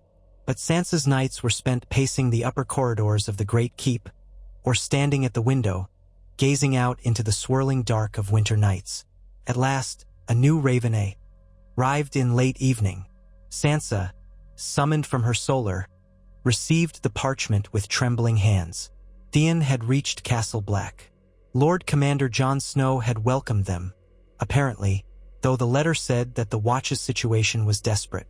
Thousands of wildlings had already come through the gates, saved from certain death beyond the wall by Jon's treaties with Tormund Giantsbane. But the threat of the others remained. The letter spoke of a looming fear that even the mighty wall might not be enough if the ancient enemy advanced. Theon had written that he would remain at the wall with the assembled men, working with Jon to prepare fortifications, gather dragonglass, and possibly lead forays beyond the wall to slow the dead. A pang of relief and worry struck Sansa all at once.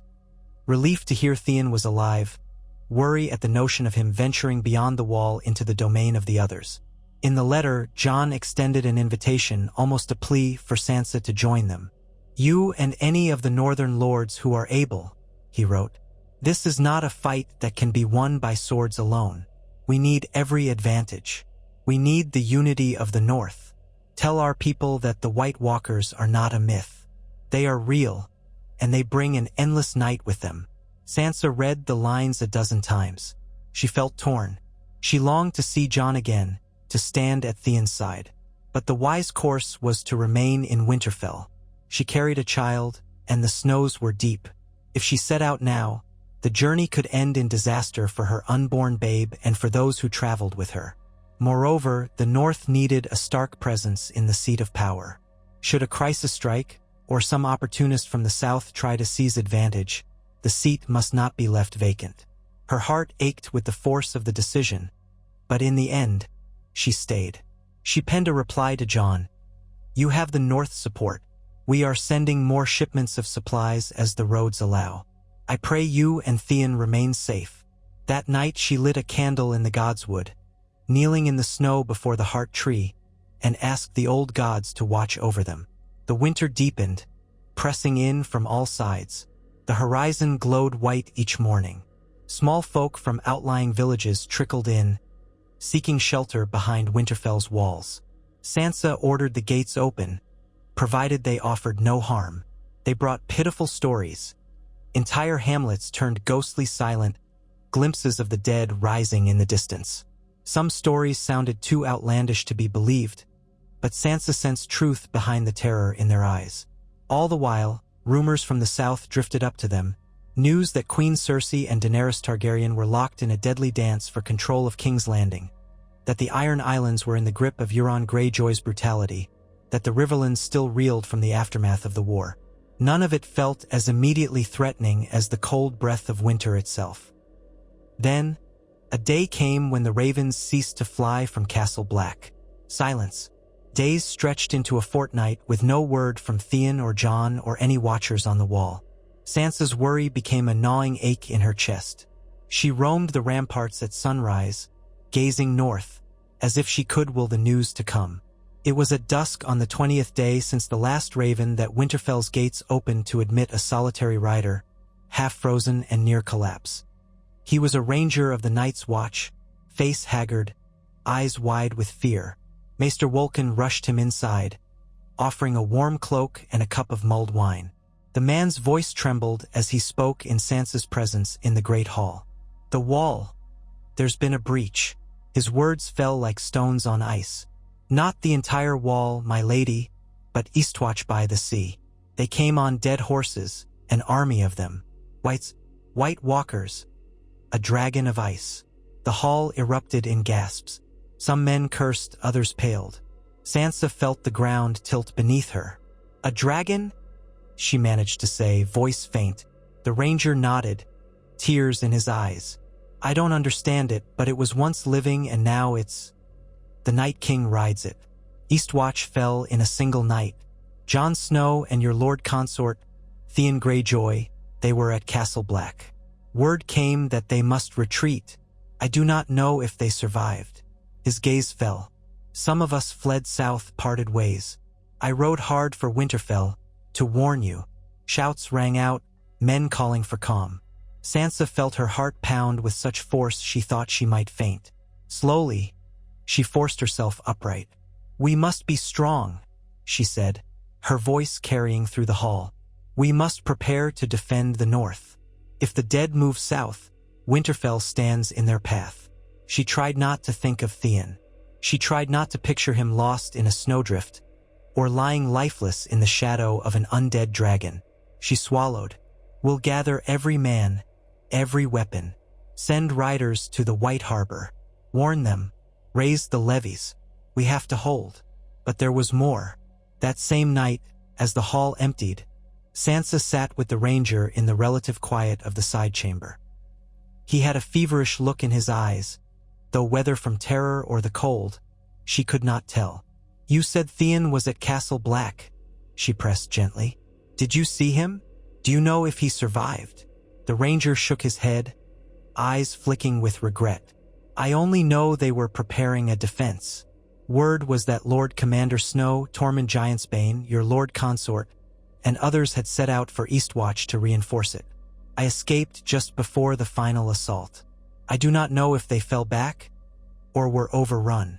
He lowered his gaze. "I'm sorry, my lady." Sansa dismissed him with thanks for his courage. Then she sat alone in the flickering candlelight, her hand resting protectively over her belly. "Where are you, Theon?" she pleaded in the silence of her heart. "Come back. I need you." In the hush, she remembered the lines of an old lullaby her Septa once sang, about lost loves returning with the dawn. But dawn felt very far away. In the days that followed, Winterfell braced for war. A cold war, an impossible war against an enemy who did not bleed or tire. There was no question of retreat. The seat of House Stark had stood for thousands of years. If the dead came, they would find the gates barred and a valiant host behind them. Manderly's men, Glover's men, Umber's, Tallheart's, Serwyn's. All who remained loyal to the Stark name pulled back toward Winterfell, bringing their harvests, their families, their arms. The blacksmiths worked day and night forging spears and arrowheads. They had little dragonglass, only what Theon had arranged to ship south from Eastwatch before communications went dark. It was not enough to arm everyone. Sansa ordered the forging of simpler weapons too. Pitch-soaked barrels for flaming arrows, scorpions to place on the battlements if any monstrous foe soared overhead on undead wings.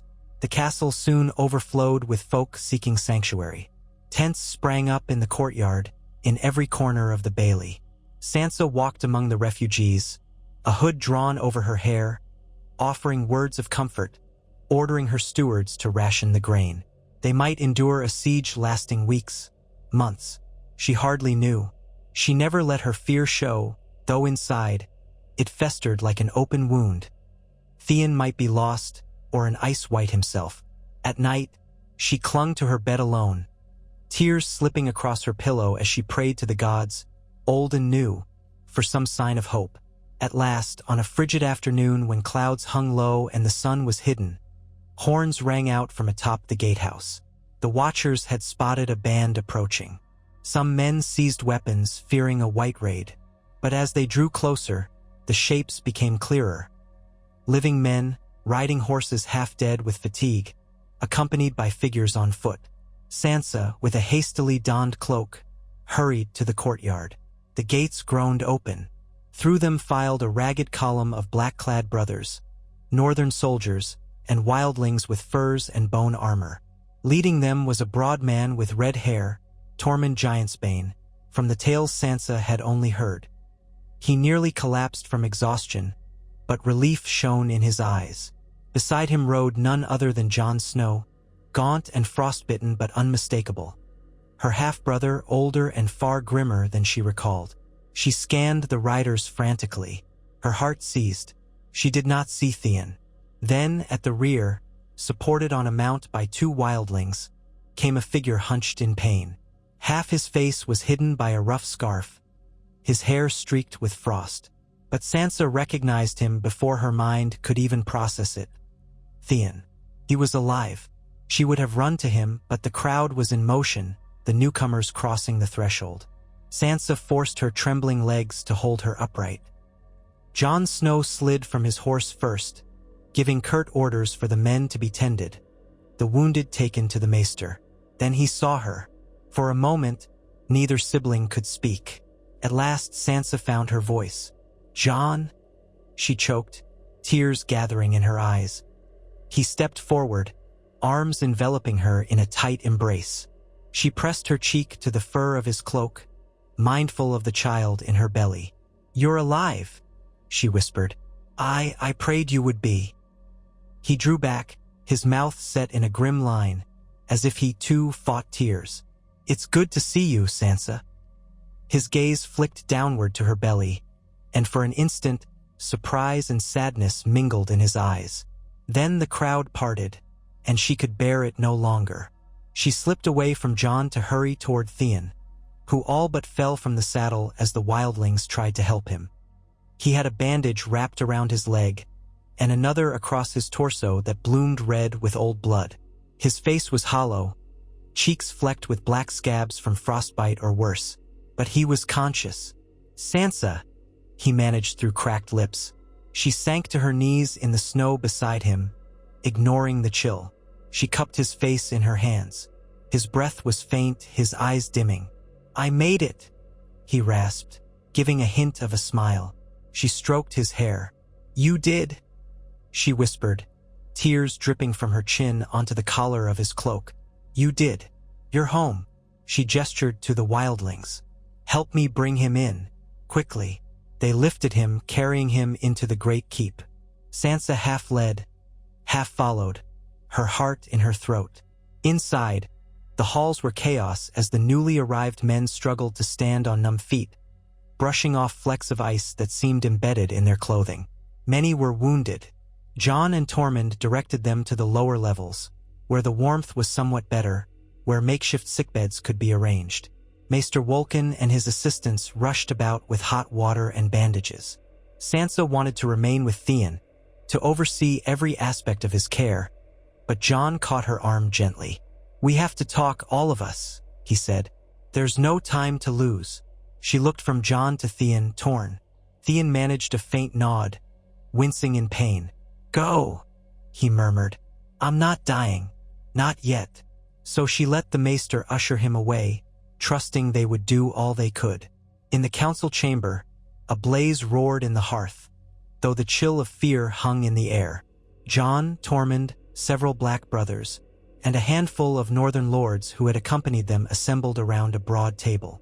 Sansa took her father's old seat. She noticed Jon's black attire, the stern lines around his eyes. He had aged far beyond his years since she had last seen him. A hush fell as he spoke. "The wall is broken at Eastwatch," Jon said in a low, haunted voice. "The Night King has an undead dragon. He brought down the fortress with blue fire. The dead poured through. We managed to evacuate Castle Black, most of the Watch and some of the wildlings. We joined what forces we could as we retreated west along the wall, then turned south to Winterfell. Only the gods know how many are dead or turned. The army of the dead marches even now. We tried to buy time, burning bridges behind us, felling trees to block the roads. But it won't stop them long." Sansa felt cold dread coil in her stomach. "How large is this army?" she managed. Tormund's voice rumbled like distant thunder. "Tens of thousands, maybe more. Whites by the legion, with the walkers commanding them." He scratched at his red beard, eyes far away. "They do not rest, they do not fear. They come to kill everything that breathes." The men in the room exchanged grim looks. Lord Glover, who had made the journey back from the wall, set his jaw. "We're not prepared for that many. We have the walls, but if they have a dragon..." He did not finish the thought, but all understood. Stone walls meant little if a creature of living ice could blast them apart. Sansa felt the child in her womb flutter with what she could only interpret as fear. She pressed a hand there, her nails biting into her palm. Jon spoke again. "We have to send word to every corner of the realm, even to the south, to the Queen with the dragons. Daenerys Targaryen. If her dragons can counter the Night King's beast, it might be our only chance." There was reluctance in his tone, as though he had once parted ways with the Targaryen queen on uneasy terms. "We also must fortify Winterfell as best we can. This may be the final stand. If we fail, the dead will roll over the rest of Westeros without pause." One of the Black brothers, a lean man with a gray-flecked beard, coughed into his fist. "Begging your pardon, but we also need dragonglass.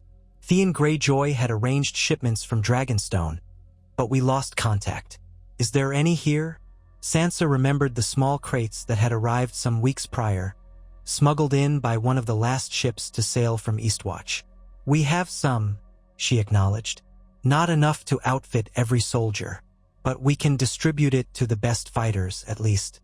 Spears, arrowheads, a handful of swords." Tormund grimaced. "Then we'll have to be clever. Fire can kill whites, but not the White Walkers themselves. And that dragon..." He trailed off. Sansa's mind spun. She looked at Jon. "You said we need to send word to Daenerys Targaryen. Do you believe she will come north?" Jon's eyes flickered with a complicated emotion. "I hope so. She wants to claim the throne, but if the realm is destroyed by the dead, there will be nothing left to rule. I made her understand that once, but we parted under uncertain terms." Sansa gave a small nod. "Then we must hope she sees sense." Within hours, ravens winged south bearing an urgent plea. "The dead have broken the wall at Eastwatch. They come with an undead dragon. Join us or perish with the rest of the living." Sansa's letter addressed the Targaryen queen specifically, invoking the memory of the alliance of men that once threw back the long night. Jon added his own note, sealed with the sigil of the Night's Watch. Tormund simply grunted that he trusted no dragon queen to arrive in time. "But if she does," he said, "I only hope her dragons burn bright." By that same night, Theon had been tended to with hot poultices and broth. Sansa visited him in the small bedchamber where the maester had settled him. There was no roaring fire. Fuel had to be conserved, but the coals glowed red, and Theon lay beneath heavy furs, his breath raspy. Dark circles shadowed his eyes.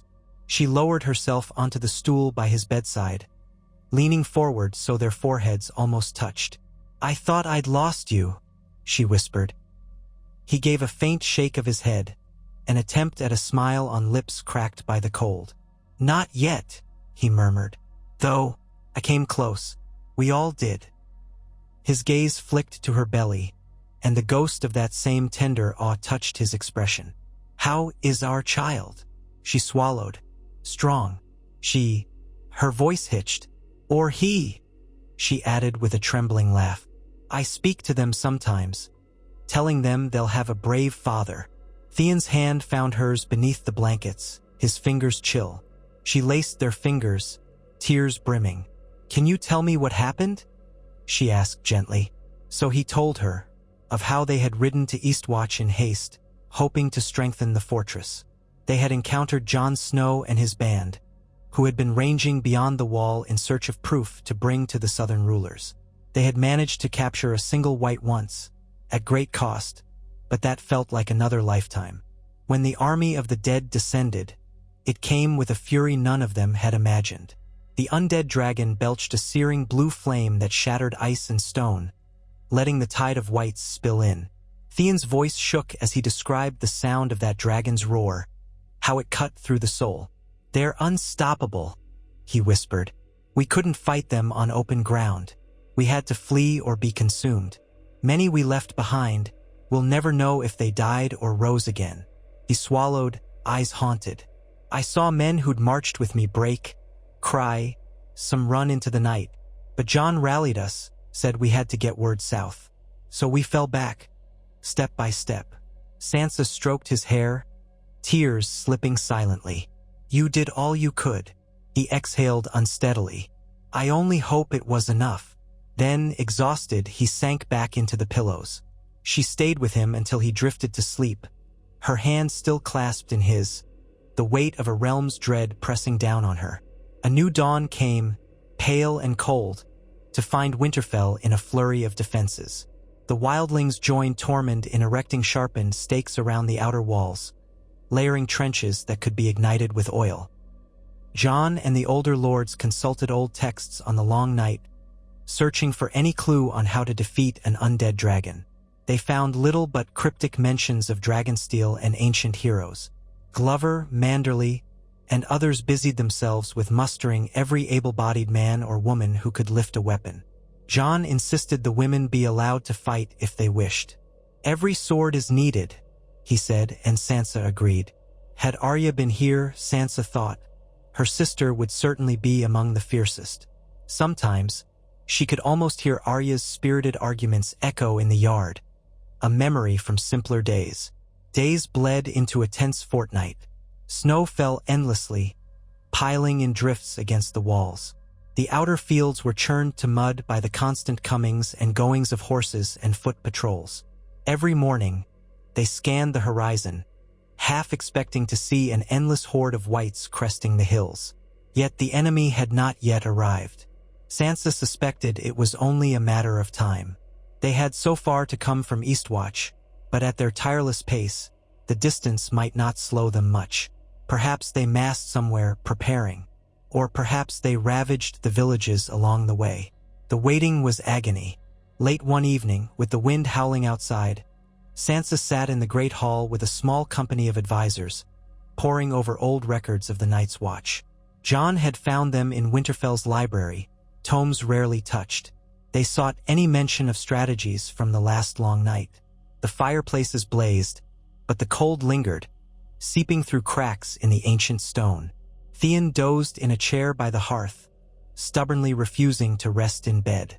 He wanted to be near the discussions, though he could barely walk unaided. Sansa had draped a fur across his legs. She tried not to show how her eyes flickered anxiously to him every few minutes. Jon crouched near the table, turning pages. Tormund and a couple of black brothers paced. Lord Glover stood with arms folded, huffing at any mention of old tales. Then horns blew from the ramparts. 3 long blasts. Danger. Sansa startled, heart jolting.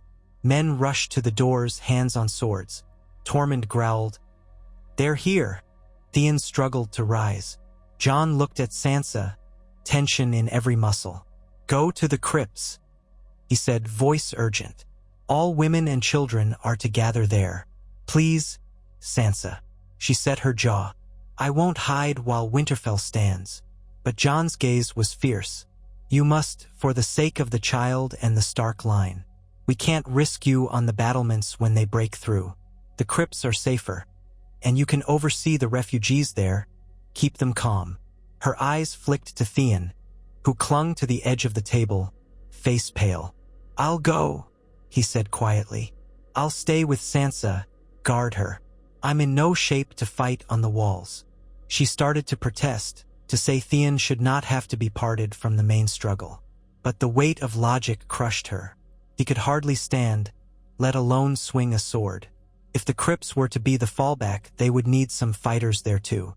She pressed her lips together, tears gathering. "Jon, be safe," she whispered. He nodded, turning away toward the courtyard where chaos erupted. Torches flared. Soldiers ran in all directions, and the horns continued to sound. Sansa slipped her arm under Theon's shoulder, helping him walk.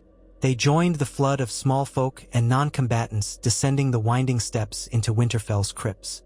The flickering torchlight revealed anxious faces, children crying. Sansa tried to soothe them, instructing the stewards to distribute blankets.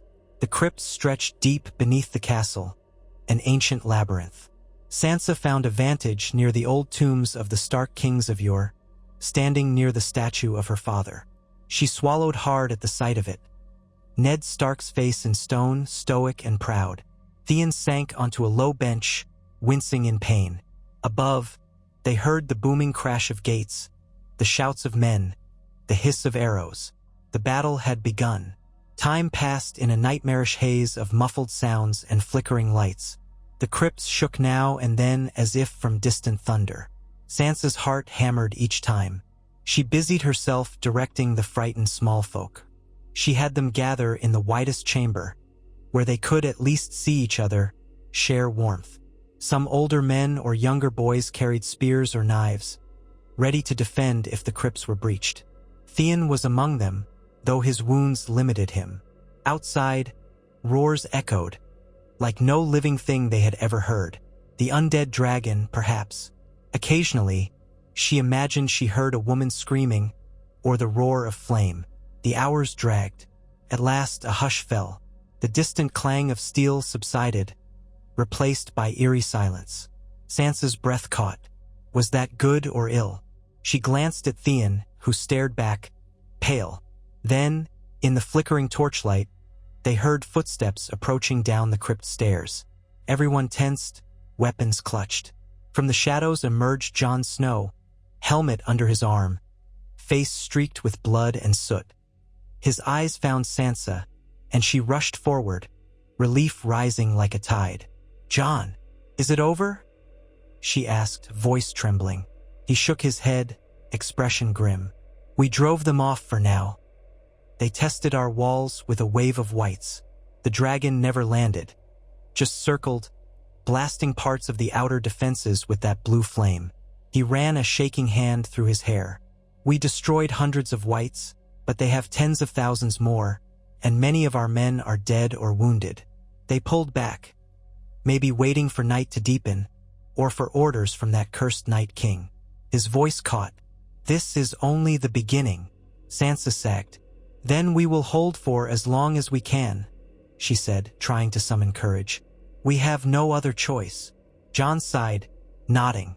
"Yes, we'll hold." His gaze flicked to Theon, and for the first time that night, a small ghost of a smile touched his lips. "You survived," he said softly. Theon nodded, eyes downcast. "Barely, but I'll fight if I must."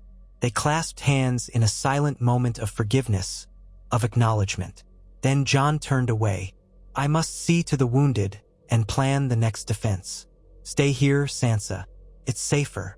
The next day dawned with a pale, frigid sun. The enemy had indeed fallen back, though outriders reported shambling masses scattered around the outskirts. The ground was littered with corpses, some still twitching with undead life until the Watchers burned them.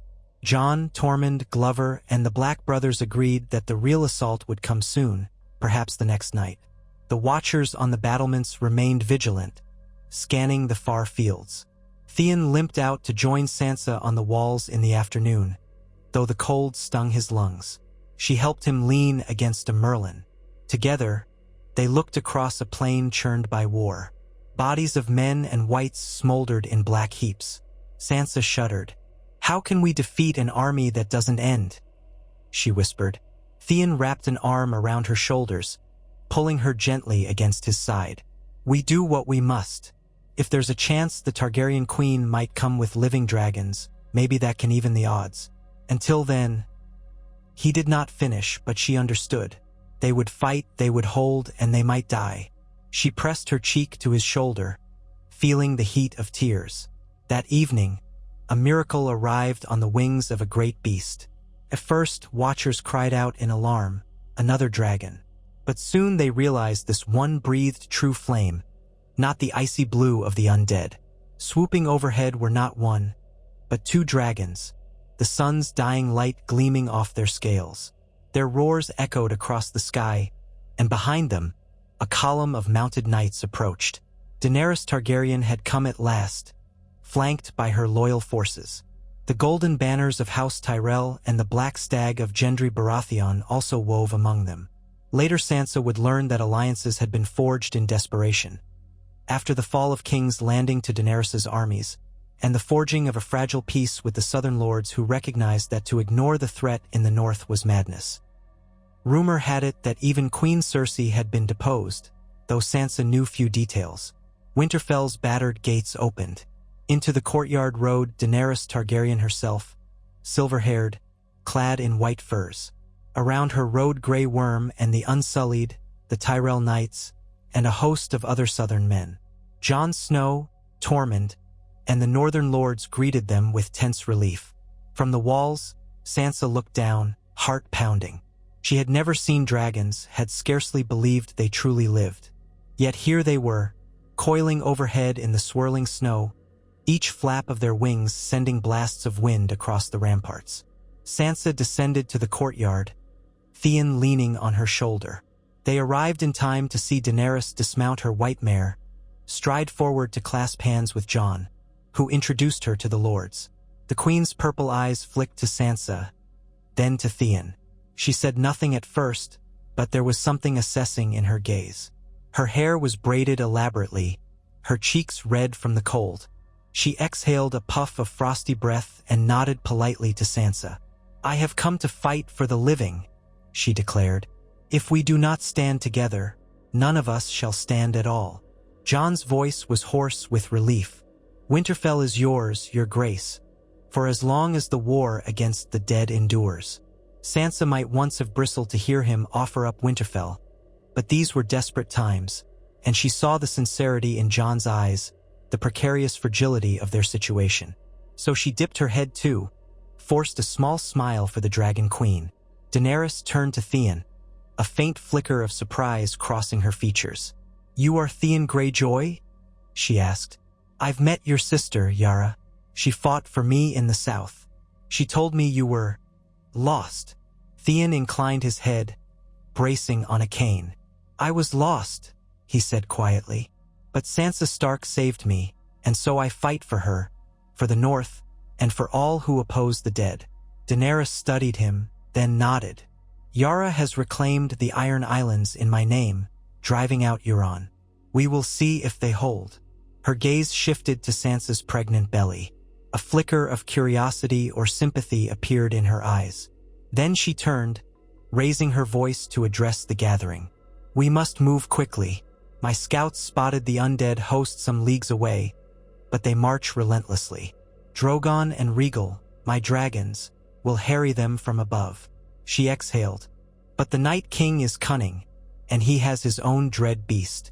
We must stand united."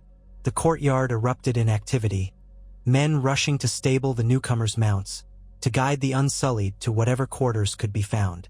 Sansa realized with a jolt that thousands more had just joined them, thousands of hungry mouths, exhausted from travel. Their supplies were already strained. But if these men brought the power of dragons to match the Night King's, perhaps it would be worth it. Wearily, she led Daenerys and her captains into the Great Hall, showing them what meager warmth Winterfell could offer. They hammered out a battle plan that stretched late into the night. Daenerys' hand, Tyrion Lannister, arriving behind them with another contingent, stooped with the cold but sharp-eyed as ever.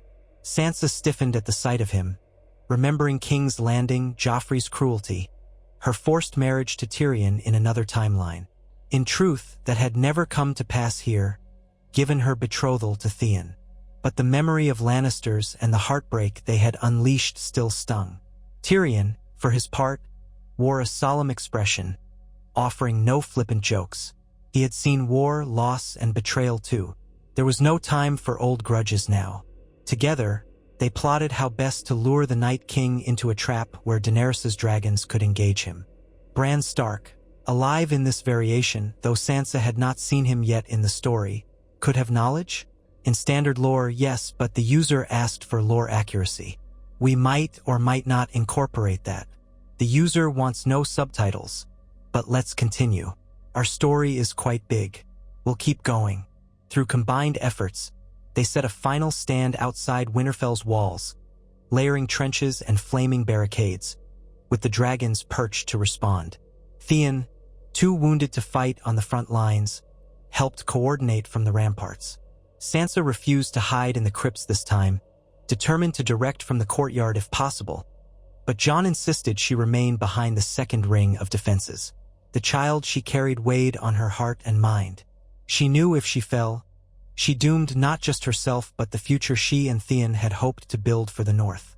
So, with great reluctance, she agreed to remain at a vantage point near the Godswood, commanding the reserves. The final confrontation came at dusk on a night when the wind howled like a wolf. The Whites descended in waves, shrieking across the fields, eyes lit by pale fire. The living met them with a hail of flaming arrows, dragonglass spears, and the unstoppable fury of Daenerys's 2 dragons. Drogon soared overhead, vomiting torrents of blazing flame that incinerated hundreds of the dead at once. Rhaegal, ridden by Jon Snow, unleashed fire on more clusters. But amidst that conflagration came the Ice Dragon, its skeletal wings cutting through the sky. It hammered Rhaegal with blasts of freezing flame. The shrieks of dragons and the roars of the undead merged in a cacophony that turned the blood cold. On the ground, Tormund and Grey Worm led a desperate defense at the trenches, the Unsullied holding formation while savage wildlings struck from the flanks. The northern lords fought valiantly, but the press of Whites seemed endless. Many fell only to rise again. Sansa, from her vantage behind the lines, heard the screams of men being torn apart, saw the flames flicker as the wind threatened to snuff them out. She forced herself to remain resolute, sending forward the reserves where needed, dispatching runners with new orders, ignoring the tears that streaked her cheeks. Theon, leaning on a crutch, stood at her side in the thick of the Godswood's gloom. A cluster of loyal men guarded them. He clutched a dragonglass dagger in his free hand. His wound burned, but he refused to leave Sansa. If the dead broke through, he would die here, protecting her. He only prayed that the living dragons might find a way to kill the Night King, for that was the key. The Whites were bound to their master. If the Night King fell, so might his thralls. High above, the dragons clashed in midair, roaring so loudly the ground seemed to shake. Blue and orange flames lit the sky. Daenerys swooped on Drogon, trying to flank the undead dragon while Jon and Rhaegal attacked from the front. For a moment, it seemed they might succeed in tearing the beast apart. Then a figure astride the undead dragon, tall, gaunt, crowned by horns of ice, raised a spear of icy crystal and hurled it with supernatural force, tore into Rhaegal's wing. The living dragon shrieked, plummeting. Jon barely leapt free, tumbling onto the battlefield in a tangle of limbs. Rhaegal crashed behind the lines, thrashing in agony. Whites swarmed the wounded dragon, though the beast's flailing limbs crushed scores of them. Daenerys roared in grief from Drogon's saddle, diving to save her child. At that same moment, the gates of Winterfell groaned under an onslaught of Whites. Theon grabbed Sansa's hand. "They're inside," he said, hearing the shrieks echo across the yard. Her eyes were wide with terror. "We retreat to the keep," she decided. The group hurried back from the Godswood, trying to maintain some semblance of order. All around them, the living fought and died. The undead poured through breaches. Theon stabbed one White that lunged at them, then nearly collapsed from pain. One of Sansa's guard caught him, dragging him onward. Sansa refused to flee without him. In the midst of the chaos, Tyrion Lannister and a handful of Southron knights fought their way to Sansa's side. "Fall back," Tyrion shouted, flinging a torch at a cluster of whites. "We can't hold them here." A savage roar behind them signaled that Rhaegal had unleashed a last spurt of flame, scattering the whites that sought to tear him apart. But the dragon's injuries were grievous. The yard was in utter chaos, men and creatures colliding in a swirl of ice and fire. Theon and Sansa nearly lost each other in the crush, but she clung to his sleeve. She felt a stabbing fear for the babe in her womb, the child who might never be born if the dead triumphed. Above them, the undead dragon shrieked again. The Night King soared overhead, unleashing that cold breath on the ramparts. Stones cracked, men screamed. Daenerys tried to intercept, but Drogon was forced away by a barrage of whites hurling themselves from the ramparts onto his flank. The Queen's outraged cry split the night. Theon half-dragged Sansa into the Great Hall, which had become a chaotic assembly of wounded and defenders. Flames licked the walls from the open doors, letting in gusts of swirling snow. Just when it seemed all might be lost, the horns blew once more from the outskirts of Winterfell. Through the shattered gates poured new riders. Yara Greyjoy's banner flew among them, as well as the golden roses of Tyrell that had circled around. They slammed into the mass of whites from behind, catching them between two forces. With that reprieve, Daenerys found the chance to circle Drogon around, unleashing a massive burst of dragonfire at the undead dragon. The moment of truth came in a swirl of sparks and flapping wings. Drogon's claws tore at the ice dragon's neck. The Night King tried to fling another icy spear, but Jon, somehow on his feet, came sprinting across the yard, Valyrian steel sword in hand, hurling himself through a knot of whites to reach the vantage below. Daenerys's flame licked around the undead dragon's chest, cracking the ice that held it together. A rending shriek pierced the air as the undead dragon began to falter. The Night King leapt from its back, landing impossibly lightly. But in that moment, Drogon roared again, incinerating the place where he stood. The Night King raised a hand, conjuring cold that battled the flames. For a heartbeat, it seemed the fire might fail. Then, from behind the Night King, another flame erupted. Rhaegal, dying but still determined, joined in a final blast, unleashing a wave of golden heat. Trapped between two infernos, the Night King's icy shell cracked. Under the combined fury of two living dragons, he crumbled into shards that fell to the ground, dissolving into vapor. Across the battlefield, the whites staggered and collapsed, as though their strings had been cut. They fell in heaps. A hush spread, broken only by ragged sobs of relief and the crackle of scattered fires. The Long Night's champion was vanquished. The living had prevailed. Sansa, in the Great Hall, felt it like a wave passing over her. The whites that had been battering at the door simply collapsed, inert. She let out a broken gasp, pressing a hand to her mouth. Theon, leaning on the doorframe, stared in disbelief at the fallen dead. For a moment, no one could speak. Then a roar of triumph, of mourning, of shock rose among the survivors. They spilled into the yard, stamping out fires, seeking wounded comrades.